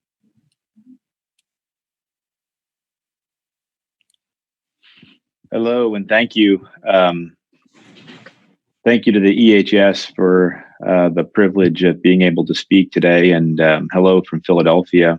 I'm going to be speaking about what makes a hernia complex. This is a challenging question to answer. These are my disclosures. I think a complex hernia can be really different for different people. And in my opinion, I think really has a lot to do with both the defect you're operating on as well as the patient. And if you look at the Oxford definition of what complex means, we kind of get themes that include it's different and has connected parts, and it's not easy. This is a patient who has a large defect with loss of domain, as well as a colostomy, and a challenging defect that we were able to repair using some common principles that I want to share with you today. But I really want to kind of go into why referring to something as complex is important. And I think it really does help us better communicate amongst ourselves and to our patients, because complex does imply a challenge and complex does imply increased risk. And I think when we're able to identify challenging patients, we're hopefully able to do something differently or hopefully better. And it really will allow us to compare apples to apples so we can figure out what works best for which patients. So when I think about what complex means in my practice, a few things came to mind. Certain defect characteristics: how big is the hernia? Is there loss of domain? Is there contamination? What are the patient's underlying health conditions? Does he or she have risk factors? What is the soft tissue like in terms of its quality? And I think an overlooked thing that's very important to consider is, what do you do? Because as we've heard, component separations and soft tissue interventions can also, while necessary, introduce some risk. And I think that's very important to consider. So here's some patients that I've taken care of over the years. And I think that what you'll see from this slide, hopefully, is that hernias come in so many different shapes and sizes, but they also exist in a unique patient. And it's the combination of hernia factors, soft tissue factors, and patient factors that I think really collectively create the challenges that we see in the real world. So no talk on a complex hernia would be appropriate without mentioning the EHS classification, which I think really is a landmark article in the published literature, of which many of the authors are speakers or in leadership here today. Really, really useful to standardize the nomenclature about how we discuss and describe the anatomic location and size of defects. And I think this is really a great starting point to talk about complexity. And I'll try to use some of this nomenclature when I reference some cases, but certainly midline, lateral, recurrent, and defect size are very important as the beginning framework to describe complex hernias. And here's a patient who has several risk factors, including advanced age, multiple comorbidities, poor soft tissue, very large hernia. This is a loss of domain type case. We did Botox for her, or chemodenervation, and we got her to lose some weight, which helped. And she had to undergo a paniculectomy and external oblique release, which ultimately I think was useful, but certainly introduced some risk. And as you kind of see, we tried to calculate her loss of domain. It's a reasonable size hernia, but a nice result, a very nice result for this patient. So certainly the patient's health conditions and the size of the defects can really impact the complexity of the operation. And certainly, I think, in my opinion, when we go off midline and look at what I would kind of consider an atypical defect, this is an L2 recurrent W3 defect, intraperitoneal mesh was present, and we used a reverse TAR on the right side and an antegrade TAR on the left side to reconstruct this. A very challenging defect, even though it's a clean case. So you can see there's a significant loss of domain, but a very nice early result for this patient using a large piece of polypropylene preperitoneal mesh, an early result nonetheless. I think things get a little bit more complicated, and hard becomes harder when we talk about patients with multiply recurrent defects. This patient has had 6 previous repairs, extensive intraperitoneal mesh, and you can see the patchwork of mesh that I've taken out of her abdomen. Large defect, poor soft tissue, high risk patient, but certainly was manageable with a paniculectomy, component separations, and some weight loss. And that's her post-operative photo. I think, another example of how anatomic location can present challenges. This is a smaller defect, only about 7 centimeters wide, but in my hands, this is still complex. And I think that one of the themes is that in this talk is that, it's really in the eye of the beholder. So each surgeon, complex means something different. And I think that we got a good result in this patient using an open approach and placed a large piece of preperitoneal mesh. I think for me personally, though, the most complex defects relate to suprapubic defects, especially in patients who have had functional sacrifice of the abdominal wall, and specifically in this patient who had a tram, a pedicle tram for breast reconstruction. She has a segmental loss of her rectus muscle and has a multiply recurrent suprapubic defect, an M5 type defect with an open draining wound and 4 pieces of intraperitoneal mesh. So her repair in many ways was challenging because of the anatomic location, the size of the defect, the recurrent nature, the fact that she had an open wound. But we were able to get a very reasonable result using component separations and biosynthetic mesh. So to kind of wrap things up, I think that it's very important to understand that what we do introduces some degree of complexity, and certainly component separations and, for example, the external oblique and the TAR, very useful for achieving specific goals, including getting primary closure of the myofascial abdominal wall, but also accessing privileged planes, as we've already heard about. They can introduce risk and introduce technical complexity, and I think they have to be considered as part of the paradigm for what makes something complex. And I want to kind of just make a quick note, the fact that I think that wound healing and soft tissue healing is so important. And kind of a quote that I often say is the soft tissue isn't just what you close, it's the packaging for your repair, and will oftentimes define its success. And a great case example is this gentleman who has a moderately large lower abdominal wall hernia, but a tremendous abdominal pannus. We did, of course, get him to lose weight, but the soft tissue becomes so important in these types of patients. As you can see, we did a paniculectomy, minimal undermining, wide surgical drainage, and placed a negative pressure incisional wound vac, and got a very nice result.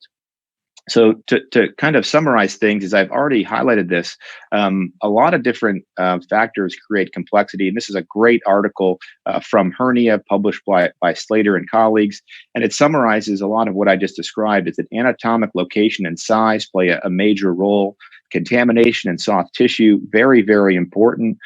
Patient level risk factors, including those risk factors for wound healing, obesity, diabetes, advanced age, and clinical situations where we have an emergency, a lot of intraperitoneal mesh, multiple defects, or have to do component separations. Those things are what these authors really defined as a complex hernia. And I think this is a great paper, and I think it really does provide a good framework to describe that. And as I wrap up, I would say just because it's complex doesn't mean we shouldn't do it. And this patient, who had 10 prior surgeries, was hospitalized for a year, has skin graft on viscera, poor soft tissue, has a G-tube, a fistula, and an ostomy. We were able to nutritionally optimize him, give some preoperative chemodenervation, restore GI continuity, and despite several wound healing complications, he has a stable, healed abdominal wall and a major improvement in quality of life, as we know the purpose of abdominal wall reconstruction is. So if I had to summarize for you, complex hernia, you know it when you see it, but we do have some general concepts around it. Certainly the presence of contamination, certainly defects that are challenging in terms of size or location, and in those patients with risk factors for wound healing. We know that these patients are going to be a technical challenge and associated with complications, but certainly can be an opportunity to impact quality of life. And I think in these challenging patients, these complex hernias, it becomes critical to define the risk benefit very carefully, standardize our definitions, as I've already mentioned, and really make sure that we measure long-term clinical as well as patient-reported outcomes. Thank you very much. Thank you, Dr. Fisher, for your very exhaustive presentation. Now I'm glad to introduce the next speaker. Is my good friend Yuri Novitsky from New York, Surgical Techniques for Complex Abdominal Wall Repair. Yuri.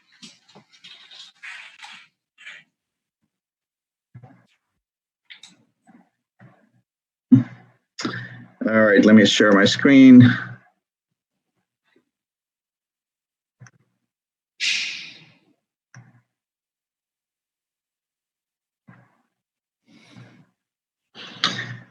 All right, good morning, everybody, and thank you for inviting me to participate in this session.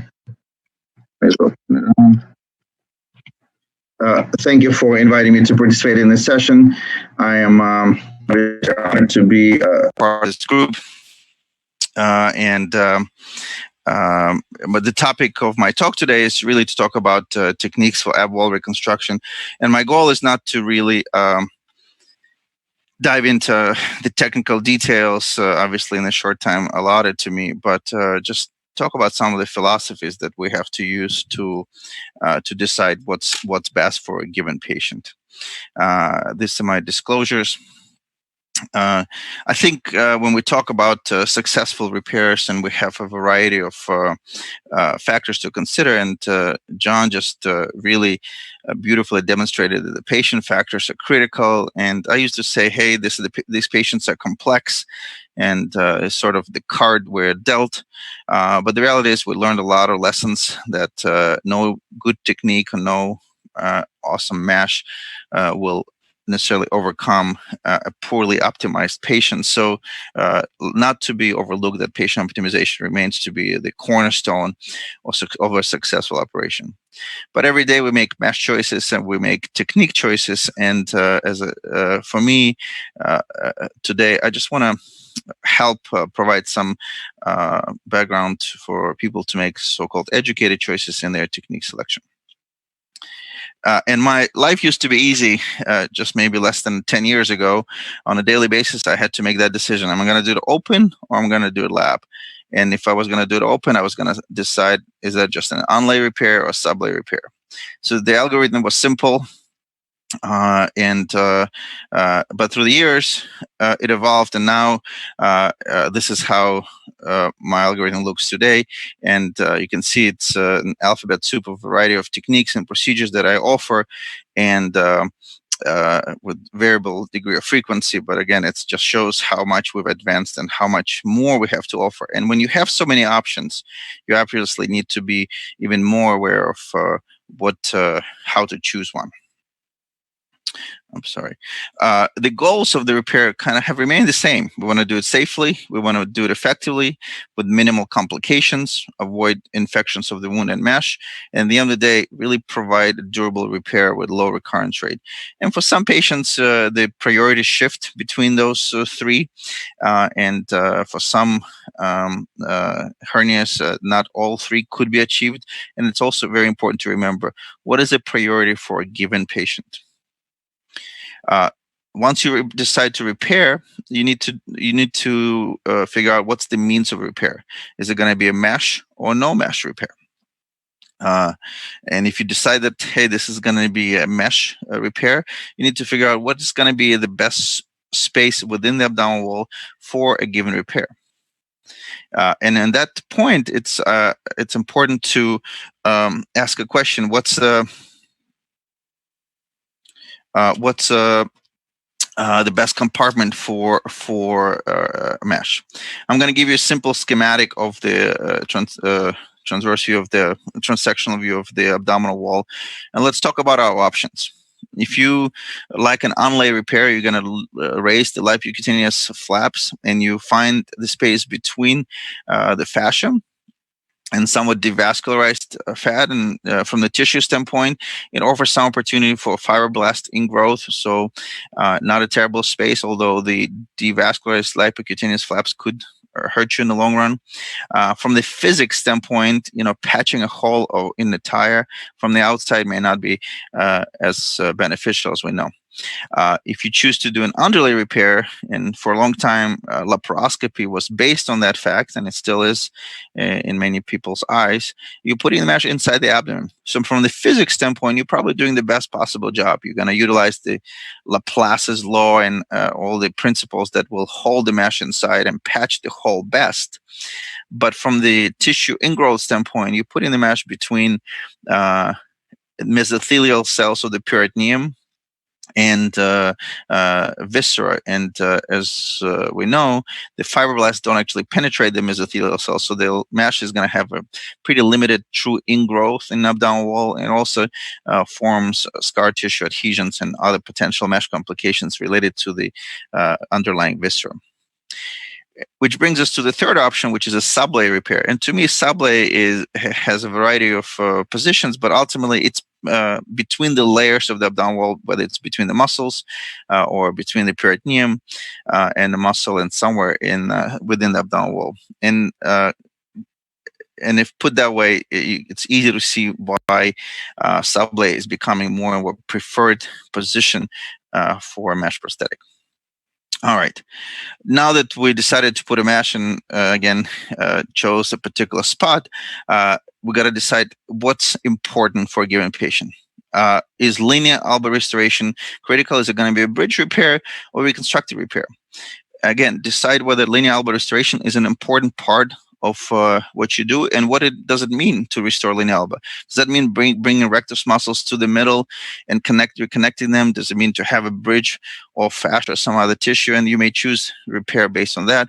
You know, friends in Europe prefer peritoneal flap hernioplasty, and in that procedure, that is not a linear elbow restoration is not a goal. If you're doing a bridged IPOM, you can take care of the hernia, but you may not be able to. You're not aiming to reconstruct the abdominal wall, and again, in many patients, that's acceptable. But if you are choosing a reconstructive procedure, or now we're moving from kind of hernia repair to abdominal wall reconstruction, I think again the goals remain the same. But now we, in addition to providing safe, durable repair, we're going to reconstruct the functional so-called dynamic abdominal wall. And important to point out, that's difficult to measure. We say that, but we don't have great ways to measure what it means. But ultimately, we don't want to bridge. Why is linear elbow restoration so important? It's the central and stabilizing force. To me, that's the force that's going to unite the rectus muscles, stabilize the anterior abdominal wall, and by doing so, provide the insertion for the lateral abdominal wall. Oh my God, sorry. I pressed the wrong button.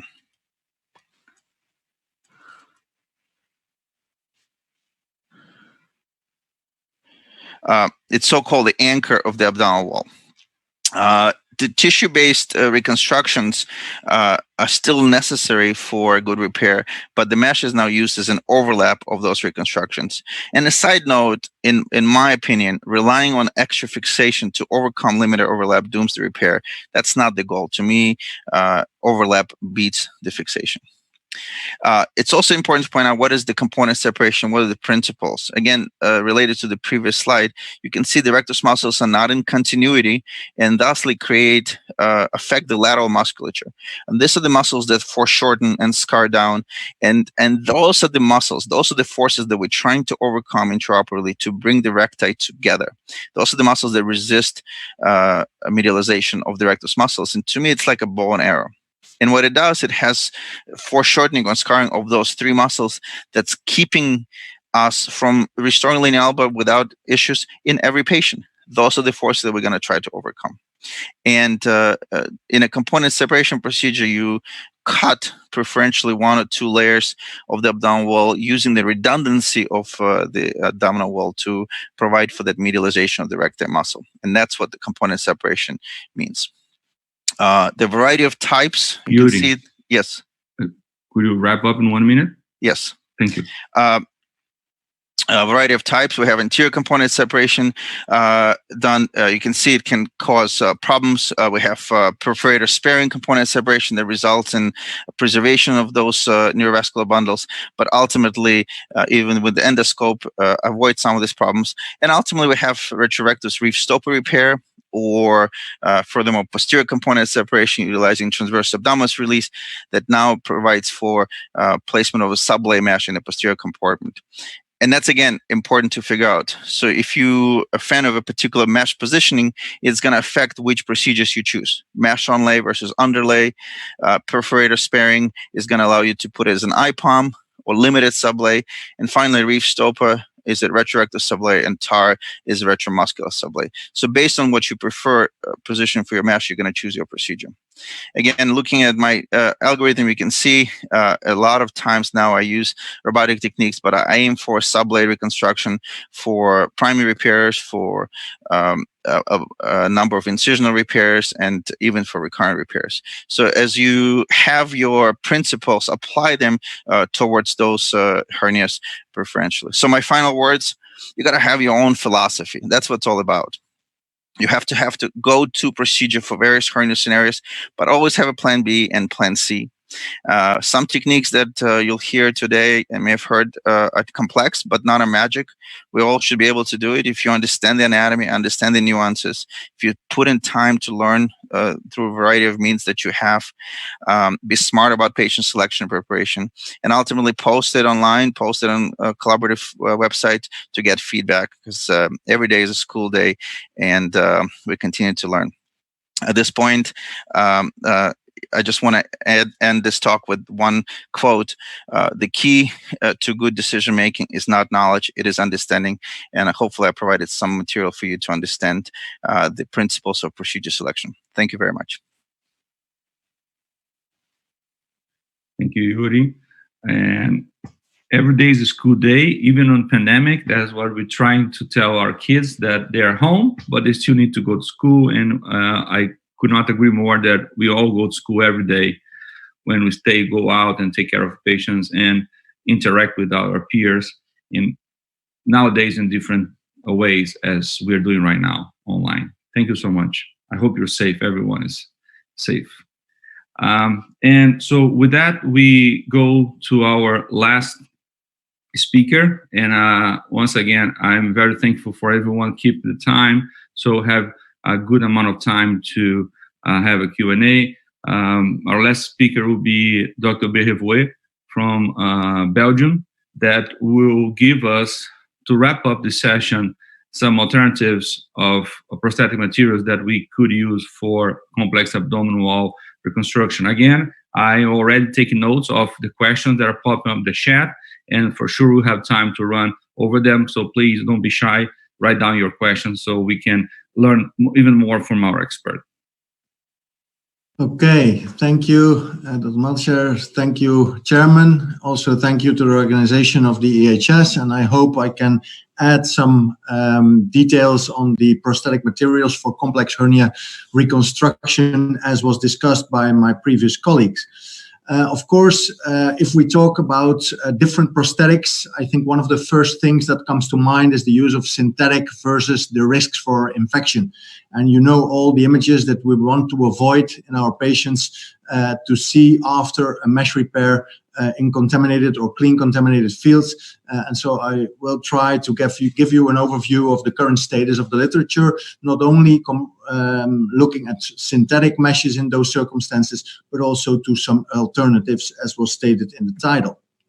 Of course, if we have to deal as a surgeon with a sudden situation, with an unplanned situation, dealing with contamination, we always have to keep in mind, I think, the resorbable meshes, the Vicryl meshes, some other types of completely resorbable mesh to bail us out, to have an immediate solution available, not that expensive, but on the other hand, of course, leading to giant ventral hernias on the longer term. But in case I think that survival of the patient is the first priority, I think mesh might come second, and this might be a way to move forward in your patient. On the other hand, if we look at the different situations with mesh that we have, it's actually all about compatibility. And of course, we know that implanted materials, both synthetics, but certainly also biomaterials, give rise to some effects in our body, in the body of our patients, to look actually at the ingrowth on the longer term and to deal with the behavior of those meshes in complex situations. Of course, the situation of contamination in general might differ grossly, I think. You see here the Center for Disease Control and Prevention classification, as we all know as surgeons, to deal with during our operations. And I think for class 1 and maybe even already in this time of life in class 2, most of us might say that synthetic mesh use in class 1 and 2 is safe and can be used in general as the way to go. On the other hand, if we talk about class 3 and 4, certainly class 4, but I think also already class 3, there is much more discussion about what we should use in our patients. What is the balance between safety and to prevent the recurrence after the hernia repair? And so we have to really balance the risks of mesh contamination, mesh infection, and the consequences for those patients that are dealing with the consequences of a mesh infection versus the risk of a persisting or recurrent hernia, new operations, and so on. And so I think still to date, we have a lot of things to discuss and to think about when we consider those problems in our patients. Of course, compared to the CDC classification, we have the modified hernia grading scale that is used very frequently to evaluate these patients. You all know that there was an initial classification with 4 grades, then adapted in a way to the 3 grade, as you can see here. And I think, again, for grade 1 and 2, I think most of us will consider synthetic mesh as the best option for our patient, but the discussion will still go on in grade 3, in which you see that surgical site occurrences, both seroma, hematomas, but as well as infection, rises up to 46% in those types of patients, which is, of course, in a way, unacceptably high. The way we might handle contaminated hernia repair in general is, of course, at least that is how a lot of us look at it, and certainly personally, I look at it. If the contamination can be isolated from the mesh location, as mentioned by the previous speaker, I think that is an important aspect to consider when you have still a synthetic mesh placement in your mind. As soon as you have a problem with separating the location of your contamination intraperitoneally, or even with an enterocutaneous fistula, for example, to separate that location from the location that you have in mind for your mesh, I think different types of meshes come in mind, like the biological mesh that we know already for a longer time, and the biosynthetic resorbable meshes that we know more recently. Of course, in case a surgeon does not feel comfortable using any of these type of meshes, maybe considering costs, of course, no use of mesh, or as mentioned in the beginning, a short-term resorbable mesh might be indicated as well. Together with the component separation techniques, a meshless restoration of your abdominal wall might be of hand. If we look just at the literature very shortly, considering this synthetic mesh, there was a very recent paper published, as that you can see here, using the data from the American quality collaboration, showing by the group of William Cobb and Alfie Carbonell, that in more than 500 patients that they looked at and they analyzed, in contaminated fields, no mesh was used in approximately 10% of those patients. But permanent synthetic actually was used in more than 400 patients out of this 540. And as a result, they actually concluded that permanent synthetic mesh placement in an extra-peritoneal position, again, looking at separation of your location of contamination versus the location of your mesh, is not only safe in contaminated fields, but actually they saw in their data that it has a little bit unexpectedly, significantly lower rate of surgical site infections and recurrence compared with the biological meshes and the what they call absorbable synthetic meshes in a little bit less than 100 patients that they operated on. So it's important to consider that synthetic mesh is still a good option in those patients. But of course, it's a balance, like I said before. And as we know from the biological mesh from the past, mostly in those situations, it's a run against time. We have the degradation of the mesh, considering of the type of biological mesh, which I will allude to in a minute, compared to the time of the mesh to integrate in the human body and in the abdominal wall. And of course, the reconstruction has to take place before the degradation fades away. And so I will move a little bit faster because in the sake of time, but of course the cross-linking in those types of biological meshes is essential. We know that the non-cross-linked meshes in contaminated field will degrade much quicker, which was also shown already more than 15 years ago, than the patients that have a cross-linked mesh of more than 95%, which will be very look-alike compared to the synthetic mesh. And in that way, we have to decide even within the biological meshes what to do with it.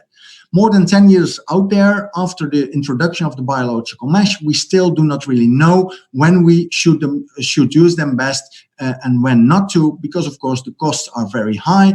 And there was a very nice review by Kuckeling and colleagues that showed actually that under contaminated conditions, the literature out there does not really support the claim of better results compared to synthetics. So we have to keep that in mind. It's a way out to not to use synthetic meshes, but it certainly does not always show better results in those circumstances. On the other hand, we know, and here you see two very recent publications, that the evidence keeps coming. So we have to learn more. We have to learn every day, as was mentioned just before by the previous speaker.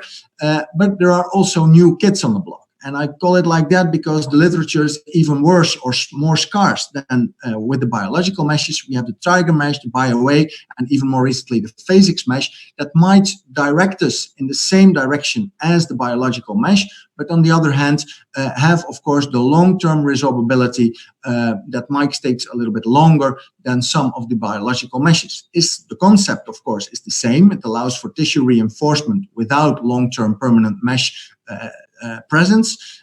Different biomaterials used might be multifilament and monofilament, and depending on the type of mesh that we look at, the resorption time might be shorter or longer. But actually, we do not still know how long we need really a mesh for to build up the strength of our abdominal wall, and what really happens if those meshes get infected.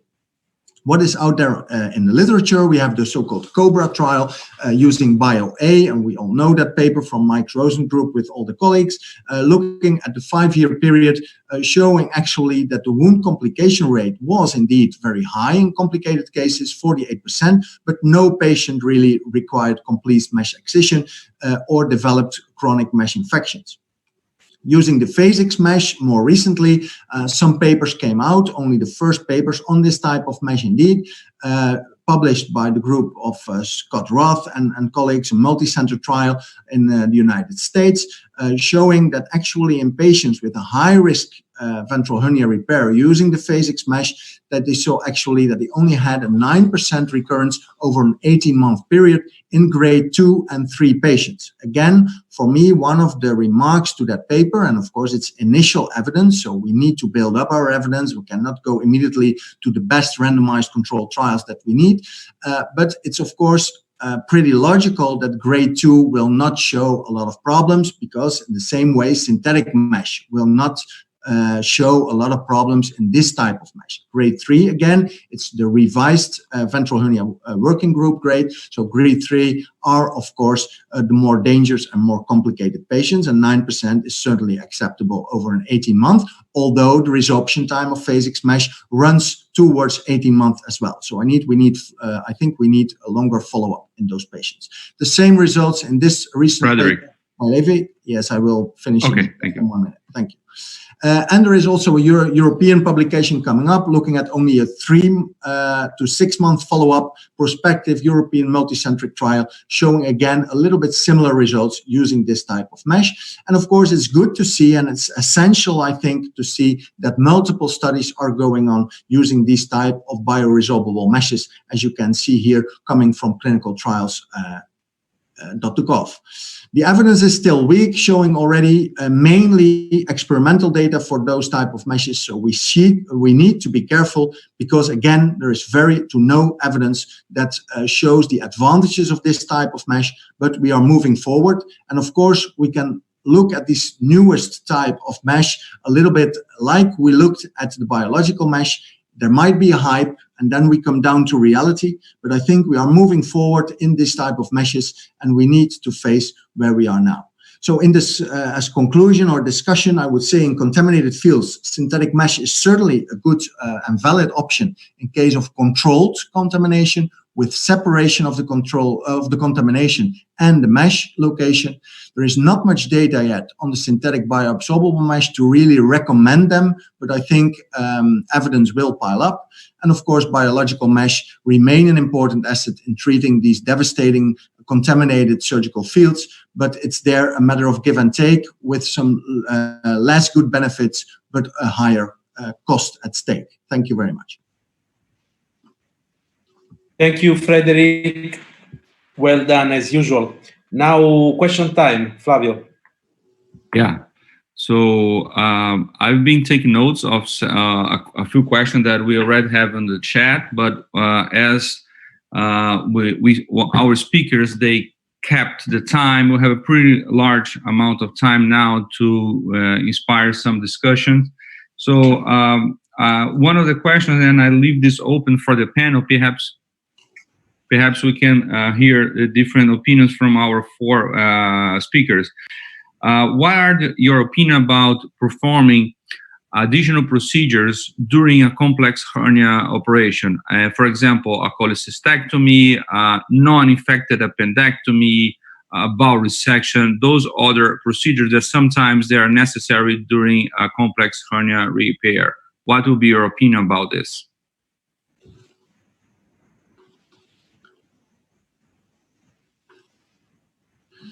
Maybe if nobody else starts, I can start. I think it's a very good question, and of course it's, I think, based on mostly personal opinions, because we all know papers that show that it's perfectly feasible. For me, I think, as I hoped I mentioned enough in my talk, and I stressed enough in my talk, is that as soon as you have a possibility of an extraperitoneal mesh repair in combination with a kind of clean contaminated or contaminated field, I think it's perfectly feasible to combine these types of surgery.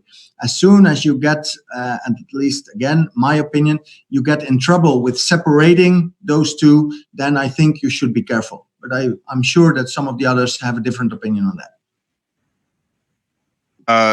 I can go in, and I actually agree. It all depends where you're going to put the mesh. I'm not comfortable doing any contaminated or clean contaminated repairs with intraperitoneal meshes, but I'm super comfortable with mesh in extraperitoneal compartment. The gallbladders don't scare me. I do it quite often. I question patients if they have stones, or in surgery, I discover really evidence of really chronic cholecystitis, having done half a dozen, maybe more, of gallbladders after AWR. I just don't want to do it again. So I'm pretty aggressive about taking the diseased ones out.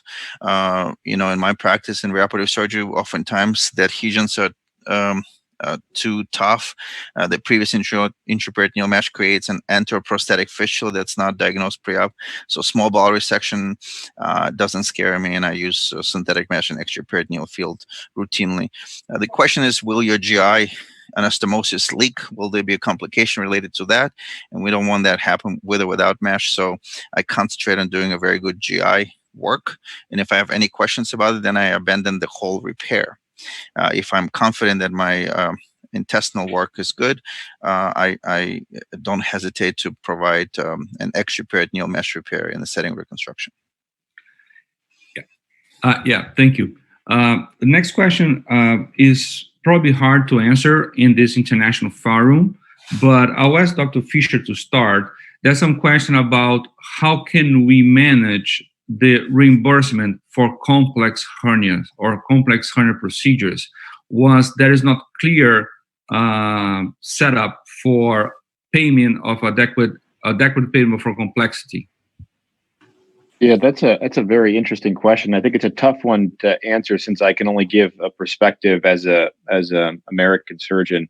But I think that complexity, as we kind of discussed, I think has a lot to do with what we do to the patient in order to achieve our surgical outcome goals. So I think at least under the paradigm for reimbursement in the United States, we have the ability to treat, a complex hernia defect as a true reconstructive operation. So in a sense, we're able to bill for the repair of the defect, but also for a flap, a myocutaneous flap. So that I think enables us to represent our work, I think appropriately, because I think we all know that abdominal wall reconstruction is not just a standard hernia repair. And I think at least in the States, that's the case. I think more broadly, I think it's just important for everyone to just understand that, there's not a single rule that would apply, I guess. So. Any perspective from our European colleagues? In Spain, we have a national and public health system, so we don't have any comment about reimbursement. In Belgium, we are not so lucky. And so we are actually more in trouble in the way that any incisional hernia repair, whatever size, has the same reimbursement. So if you have a small incisional of 4 centimeters doing a straightforward, minimally invasive or open retromuscular repair, it's the same as these giants that need Botox and pneumoperitoneum. And so that is indeed a problem. And of course, we have quite some surgeons, not only because of technical reasons or aspects, but also because of that issue, that refer those patients to public hospitals, to universities, because that's more or less not only out of the technical league, but mainly out of their financial league in a way. Yeah, and this is a real problem for us that dedicate some time for complex hernia. And I have a different perspective because I came from Brazil, where 80% of the healthcare is public and 20% is private. And now I live in the United States. We lost a lot of good fellows out of abdominal wall or complex situation because they are not just well reimbursed. So they just try to do bariatrics, and they're very good surgeons, so they search for something that will give her. And what happened myself in Brazil, some patient of my private practice, a real complex with bad insurance, I rather bring them to my public work and give away the little reimburse from that insurance for the complex situation. I rather do it in the public that I have help to manage the case. And what I think Fisher touched a very important issue is we really need to be aware of our description. We can plea and challenge any insurance if we're telling the truth and we have given a very detailed information to the insurance. So we do a bad job doing our description and understand the coding system so we can extract the best from this system. So it's a little bit on our fault. It's a little bit of our fault as well, not do a good job on reporting what the big work that we do. So I'm just following the question. People are asking some questions concerning the preoperative pneumoperitoneum for the preparation of the patient with a complex hernia and loss of domain. We would like to know what the speakers think about that. Yeah, sure. I can comment on our series that were recently accepted in Hernia Journal. Of course, sometimes you might need it. I think, at least I speak for Belgian patients, it's rather exceptional. We don't see those patients, let's say, at 10 times a month, maybe more like 10 times a year. But of course, on one hand, we have with the technique of the TAR, we have and the Botox as well, we have very good tools to minimize the need for pneumoperitoneum, because in our experience, the progressive pneumoperitoneum is certainly a well-defined technique, a well-described technique, but it's certainly also more aggressive than and more, let's say, aggressive in a way of patient preparation, depending whether you do it inpatient or outpatient. But it needs a lot of preparation. It's not so easy for the patient to get along with their pneumoperitoneum during this period of time, which takes mostly at least 10 to 14 days.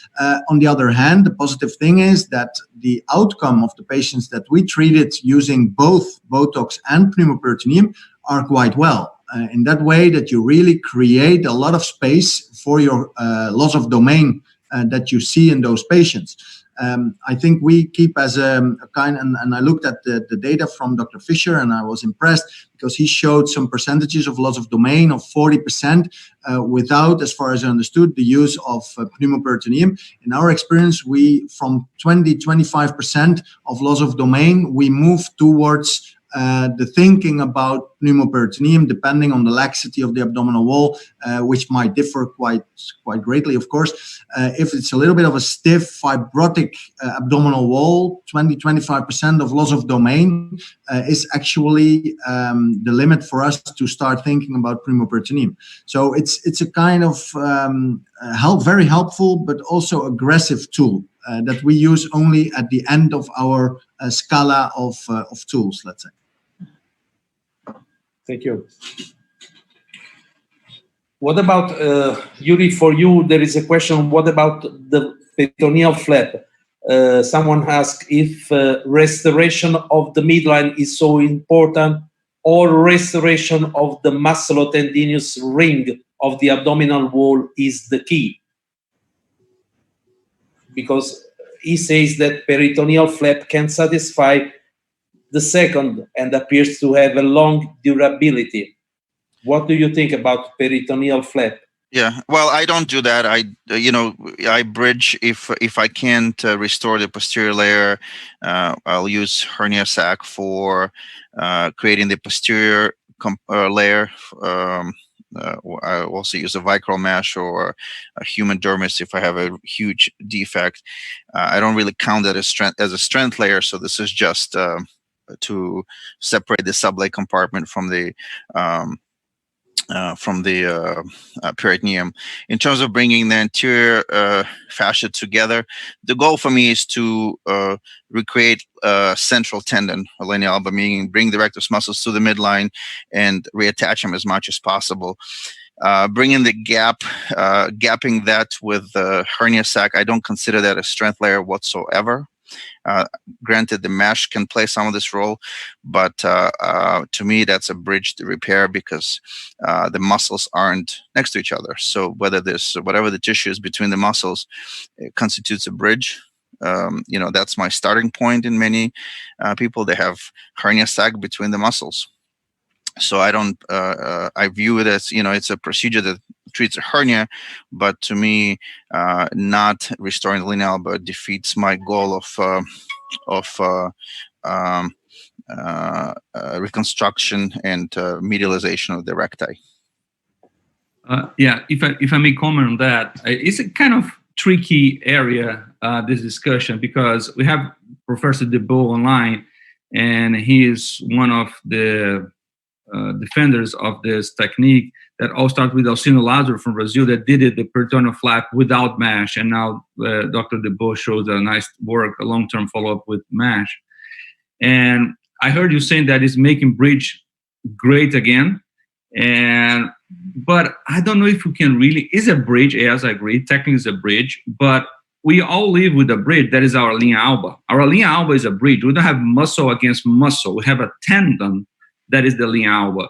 So if with peritoneal transposition with mesh, we can end with a 2 or 3 centimeters width between the rectus, it is still a bridge, or is just we are back where we supposed to be with a normal anatomy? It's a small diastasis. Yeah, this is more which is like if you're taking somebody who has a 20 centimeter hernia, you bring it down to 2 to 3 centimeters. That's a significant win, and again, sometimes we can't. In our series, there's a 2 to 3% chance there's going to be a portion of the linea alba. If you consider the vertical length of the linea alba being 100%, so somewhere in the middle, you may have 20 to 30% of it. Then in select cases, you can't reconstruct.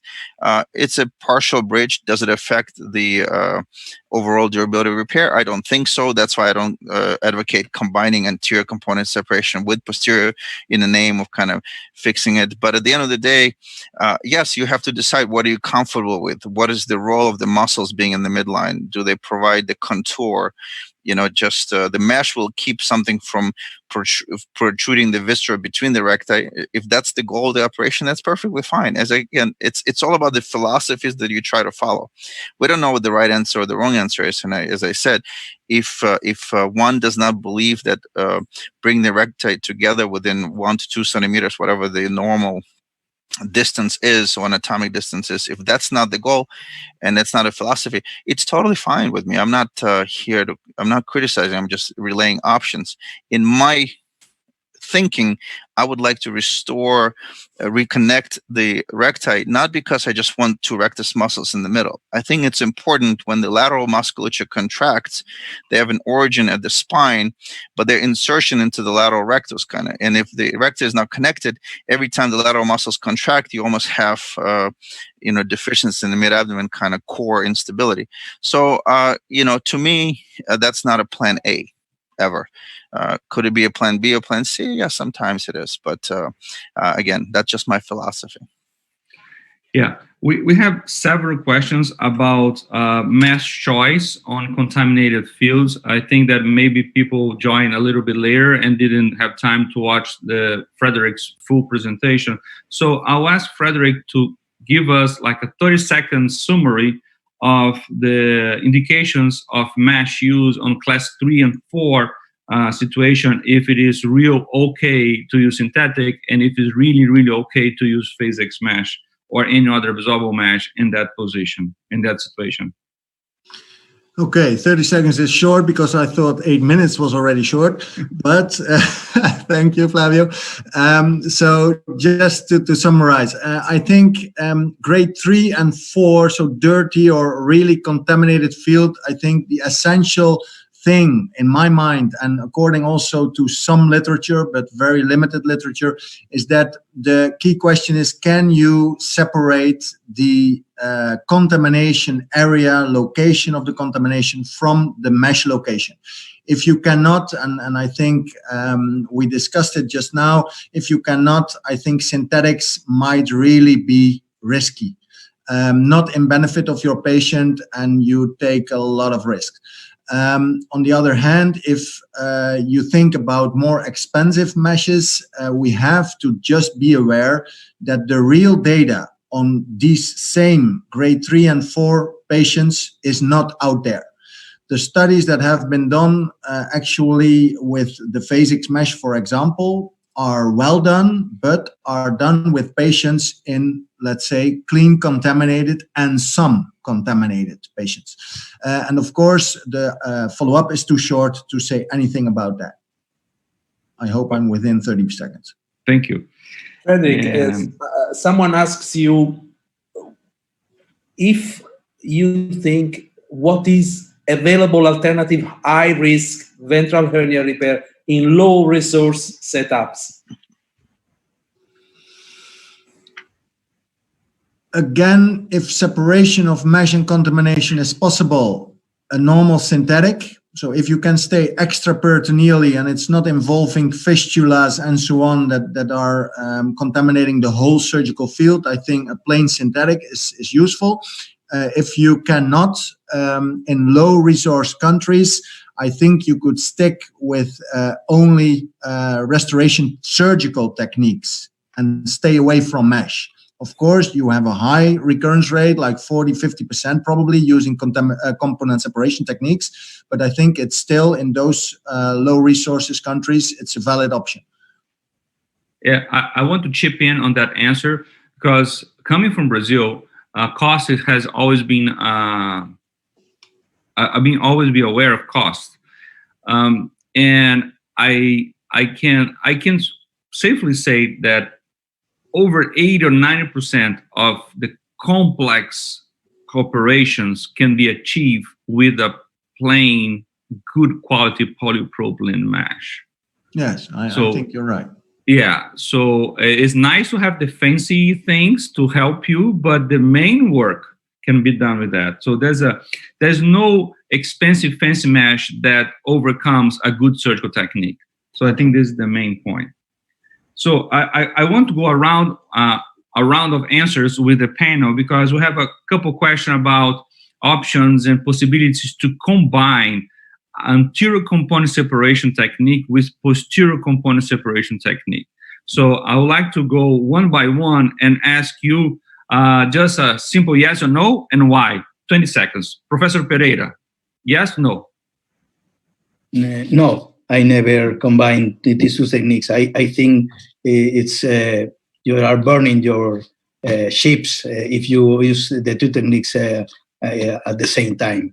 The first time you have to do one, and if you have to reoperate the patient, you have to consider if you need to add another technique. But usually I don't agree to use the two techniques at the same time. But do them in separate time will be okay?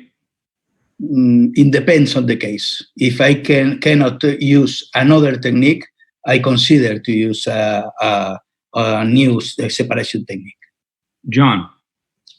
Never on the same side. So the answer is no. Sometimes posterior on one side, anterior on the other, but never on the same side, personally. Frederick? Same. Yuri? So if the question, do I recommend it or have I done it? So that's a different story. So I don't recommend it. And I think simultaneously you're looking for trouble. There might be once or twice in a 5-year span that you're kind of forced to do it. But again, we shouldn't worry about those cases. So the answer is no. And in terms of posterior after anterior, I think about 5-10% of my practice is that, anterior component separation with biologic mesh was so common in this part of the world that I see this all the time. So I just, I do it all the time. So if I may come back to Professor Pereira, so what would be your rationale to say that it's okay to do in separate times and not okay to do the same time? I usually don't do these two techniques. It's only in a desperate case. But if I prefer to bridge, if I cannot close, that use the two techniques of both. And in fact, I never do this technique at the same time or including reoperation of the patient. But in a desperate case, I could consider to use a new separation technique in a special case. Can I quickly pipe in? And I think it goes to the very good way to think about it is what are you trying to achieve? If you say you're doing posterior component separation and you're able to restore some of the linear elbow, but you can't restore, you have a 5 centimeter gap. At this point, what are you trying to accomplish? It's not worth to me for that little eliminating that little bridge in the middle while you're having psoas to psoas smashed, all of a sudden raise the flaps, cut another layer, and then maybe achieve another couple centimeter of advancement. So when chances are you started off a really large defect and you made it 95% better. So as far as my goal for that patient, I think I did a pretty good job, and I'm going to accept the fact that there's going to be a central small bridge, which I think more important from the standpoint of infection if the skin breaks down as opposed to durability of the repair. When somebody comes in to me with a failed anterior component separation, they have a difficult situation and they have a big hernia. So I need to come up with a procedure to fix their big hernia. I'd rather not redevelop the failed plane. So I'm going to go and give them the best procedure I can do under the circumstance. So my goal for that is different. So, I understand they already have a difficult scenario. So, and I think that's the difference between simultaneous versus stage combination. I would like to read a question. Do you agree with the use of a prophylactic mesh following laparotomy for colorectal cancer resection? To the panel. Yes, I use always in patients with high risk prophylactic mesh in which kind of colorectal resection. Which kind of mesh? Polypropylene mesh in on lay position. Only. Yes. John? So I don't do any colorectal surgery as a plastic surgeon, but being familiar with the data, there is phenomenal data, including the PRIMA study, several systematic reviews and RCTs that show that there's excellent evidence. And it seems like the most common approach is a macroporous polypropylene onlay, at least internationally. So I think the answer seems to be yes, based on the data. Frederick. Yes, I also believe in prevention. Personally, I'm HPB surgeon, so not doing colorectal, but in general, I agree also with John that there is a lot of evidence on it. I think the main point of trouble that we have implementing this is exactly what we are saying ourselves, is that the colorectal surgeons mostly, maybe not all, but mostly do not care about later hernias, and the people that fix hernias a lot of times do not deal with colorectal surgery. And in that way, it will be very difficult to really convince a lot of colorectal surgeons to implement it and to show even more how safe it is, and not being too afraid of mesh complications using large pore propylene or polyester mesh. It's better to perform laparoscopic colorectal resection. Of course. That helps, again, that helps a lot for incisional hernia formation. I also don't do the colorectal surgery, but I have made a protocol to my colleagues of colorectal surgery, and they do the instructions. Yes, but you are so convincing that it's, not in every center it's like that, I guess. I'm lucky. So, and taking a follow-up here, Dr. Fischer has worked on reimbursement for prophylactic mesh insertion, and that is something that may change a little bit the game. If the surgeons will be paid for the implantation of a mesh in a prophylactic way, that may help or to increase our indication, and something that may change the mentality or the philosophy is having closing teams. So we need to be aware of the abdominal wall as an organ, and maybe we need a closing team to proceed with the closure on some specific high-risk procedures. As we call urology to do a bladder repair, or gynecology call us to do a bowel repair, maybe one day we have the abdominal wall treated with the same importance. So we have several questions. I'll try to make them, group them in some key topics, but real quickly, please. Is there any BMI cutoff in your practice? If there is, please give us their number and if it differs between open and MIS repairs. Yuri, I'll start with you. So our data show that the absolute cutoff, the kind of the red line is 45. So I don't cross that unless somebody's having kind of impending GI complications and sort of recurrent partial small obstructions. And my goal for that would be to just relieve them of that. And depending, it could be, I would try to avoid a formal kind of big ab wall reconstruction if I can do a robotic repair, sort of to just get them away from having recurrent obstructive symptoms. So I'm going to try to avoid formal reconstruction. In terms of where do I want the patients, I don't view 40 as any meaningful number. If you're going to emphasize weight loss, it has to be closer to 30, definitely below 35, to really achieve meaningful reduction in complications. I think it could be done. It's just difficult for me, kind of like physically. The patients have hypoxemic events. They stay in the hospital longer. So there's a myriad of things that happen. I'm not worried about providing a durable repair necessarily. I just worry about everything else. So the absolute cutoff is 45. The desired number is in low 30s. I'm much more strict with multiple recurrent hernias. I'm super strict with parastomal hernias. So again, it depends on the situation, but those are the numbers. Frederick. Yes, of course, Belgium is, luckily for us, still a little bit different from United States. The very, very high BMIs, we don't see that much.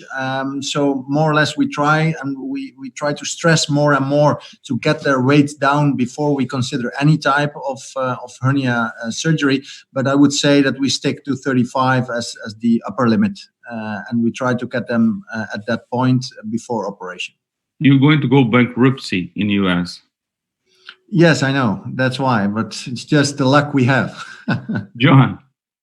Yeah, I encourage weight loss for 99% of my patients, but I do not have an absolute cutoff. But I would fundamentally agree with a lot of what Yuri said, and that's pretty consistent with what I do. Professor Pereira?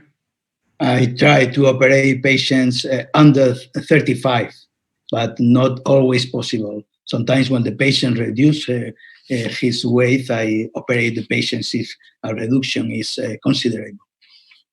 Yeah, I know that I'm just a moderator, but I can't help myself to give my opinion. I have 40 as a cutoff for major abdominal wall reconstructions with component separation in all our guns. And if I can go over this, probably I'll do some MIS repair or low 40s. I think those are my cutoffs. For example, this week I just did a carcerated hernia on a BMI of 54 because the patient was obstructed. So those cases are terrible. And it's just our pandemic, our local pandemic in the United States, the obesity. We have it's not a real topic of this roundtable, but I just got this question. Is IPOM dead? Because we discussed a lot of complex abdominal reconstruction here, but not really IPOM. So, Frederick, you think that IPOM is dead? I think IPOM without closing the defect is, let's say, dying, not maybe already dead in some instances. Of course, this forum was indeed on complex, and I think as soon as you go complex, there are only limited cases that still are manageable, I think, with IPOM or laparoscopy. IPOM in general, with an intraperitoneal mesh, I think a lot of us would now agree on the fact that if you do not have to put the mesh inside, you don't want to put the mesh inside. But I can be wrong if any of the colleagues differ opinion there. Okay, we have a question. How many of you see loss of domain? So this question, I think we need to proceed with the question, how do you guys define loss of domain? Perhaps Fisher can chip in on this?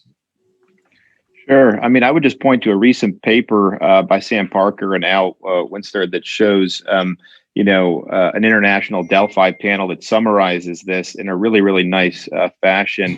And I think there's two ways to compute it: the Tanaka method, and if I pronounce this incorrectly, the Sabag method. I kind of would favor the latter because you want to measure the hernia sac volume relative to the total peritoneal volume. And that would allow you to not ever have loss of domain over 100%. I typically say it's got to be over 20 or 25% of the hernia sac volume relative to the total peritoneal volume. And I do see this a fair amount. It tends to be in obese patients or patients who are left with an open abdomen, which doesn't happen that much, but still I see those folks. And those are certainly challenging patients to fix.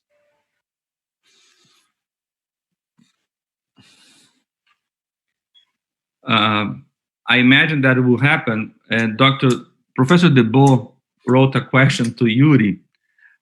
If your rectus muscles are missing, necrosed, excised, denervated in the past, the abdominal wall repair is doomed, Yuri. There's no way that we can repair the abdomen. Yeah, I mean, that's the challenge of tram hernias or botched posterior component separations. In those circumstances, you do the best you can. I definitely see the difference in the outcome in terms of contour. Those patients are in a different category. So as I said, to me, this happens, it happens. And sometimes you have to do it in those circumstances. Previous neck fash, again, big transverse cuts. There's multiple examples when things that you have to start with already completely, suboptimal. So in those circumstances, yes, the repairs are going to be less durable. They're going to, the goal of this functional reconstruction shift towards doing the best you can. So in those circumstances, it's different. But as a go-to, as my goal for, the vast majority of complex hernias that I see, I'm going to try to do the procedures that allow me to bring the rectus muscles as close to each other as possible, and essentially what we call restoration of linear elbow. And we can talk about semantics, what is linear elbow, but I think what we mean is just a small, reconnecting the anterior rectus fascia and really bringing the medial aspects of the rectus muscles together. And that's the answer. There is a question concerning technical aspect. Recurrent Cocker incisional hernia with atrophic right rectus muscle BMI 24 suggests repaid method. Maybe for you, Frederick, that you perform BP surgery.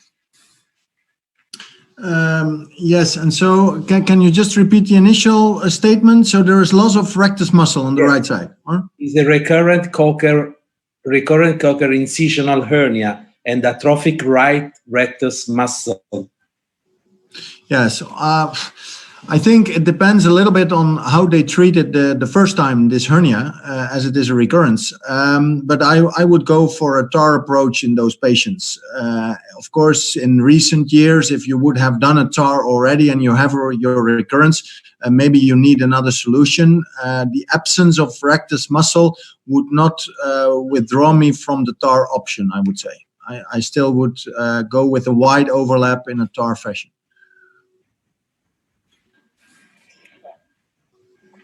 We have several questions about the use of drains and complex abdominal wall repair. So I'll go again around on our speaker. Just please, 15 seconds. Fisher.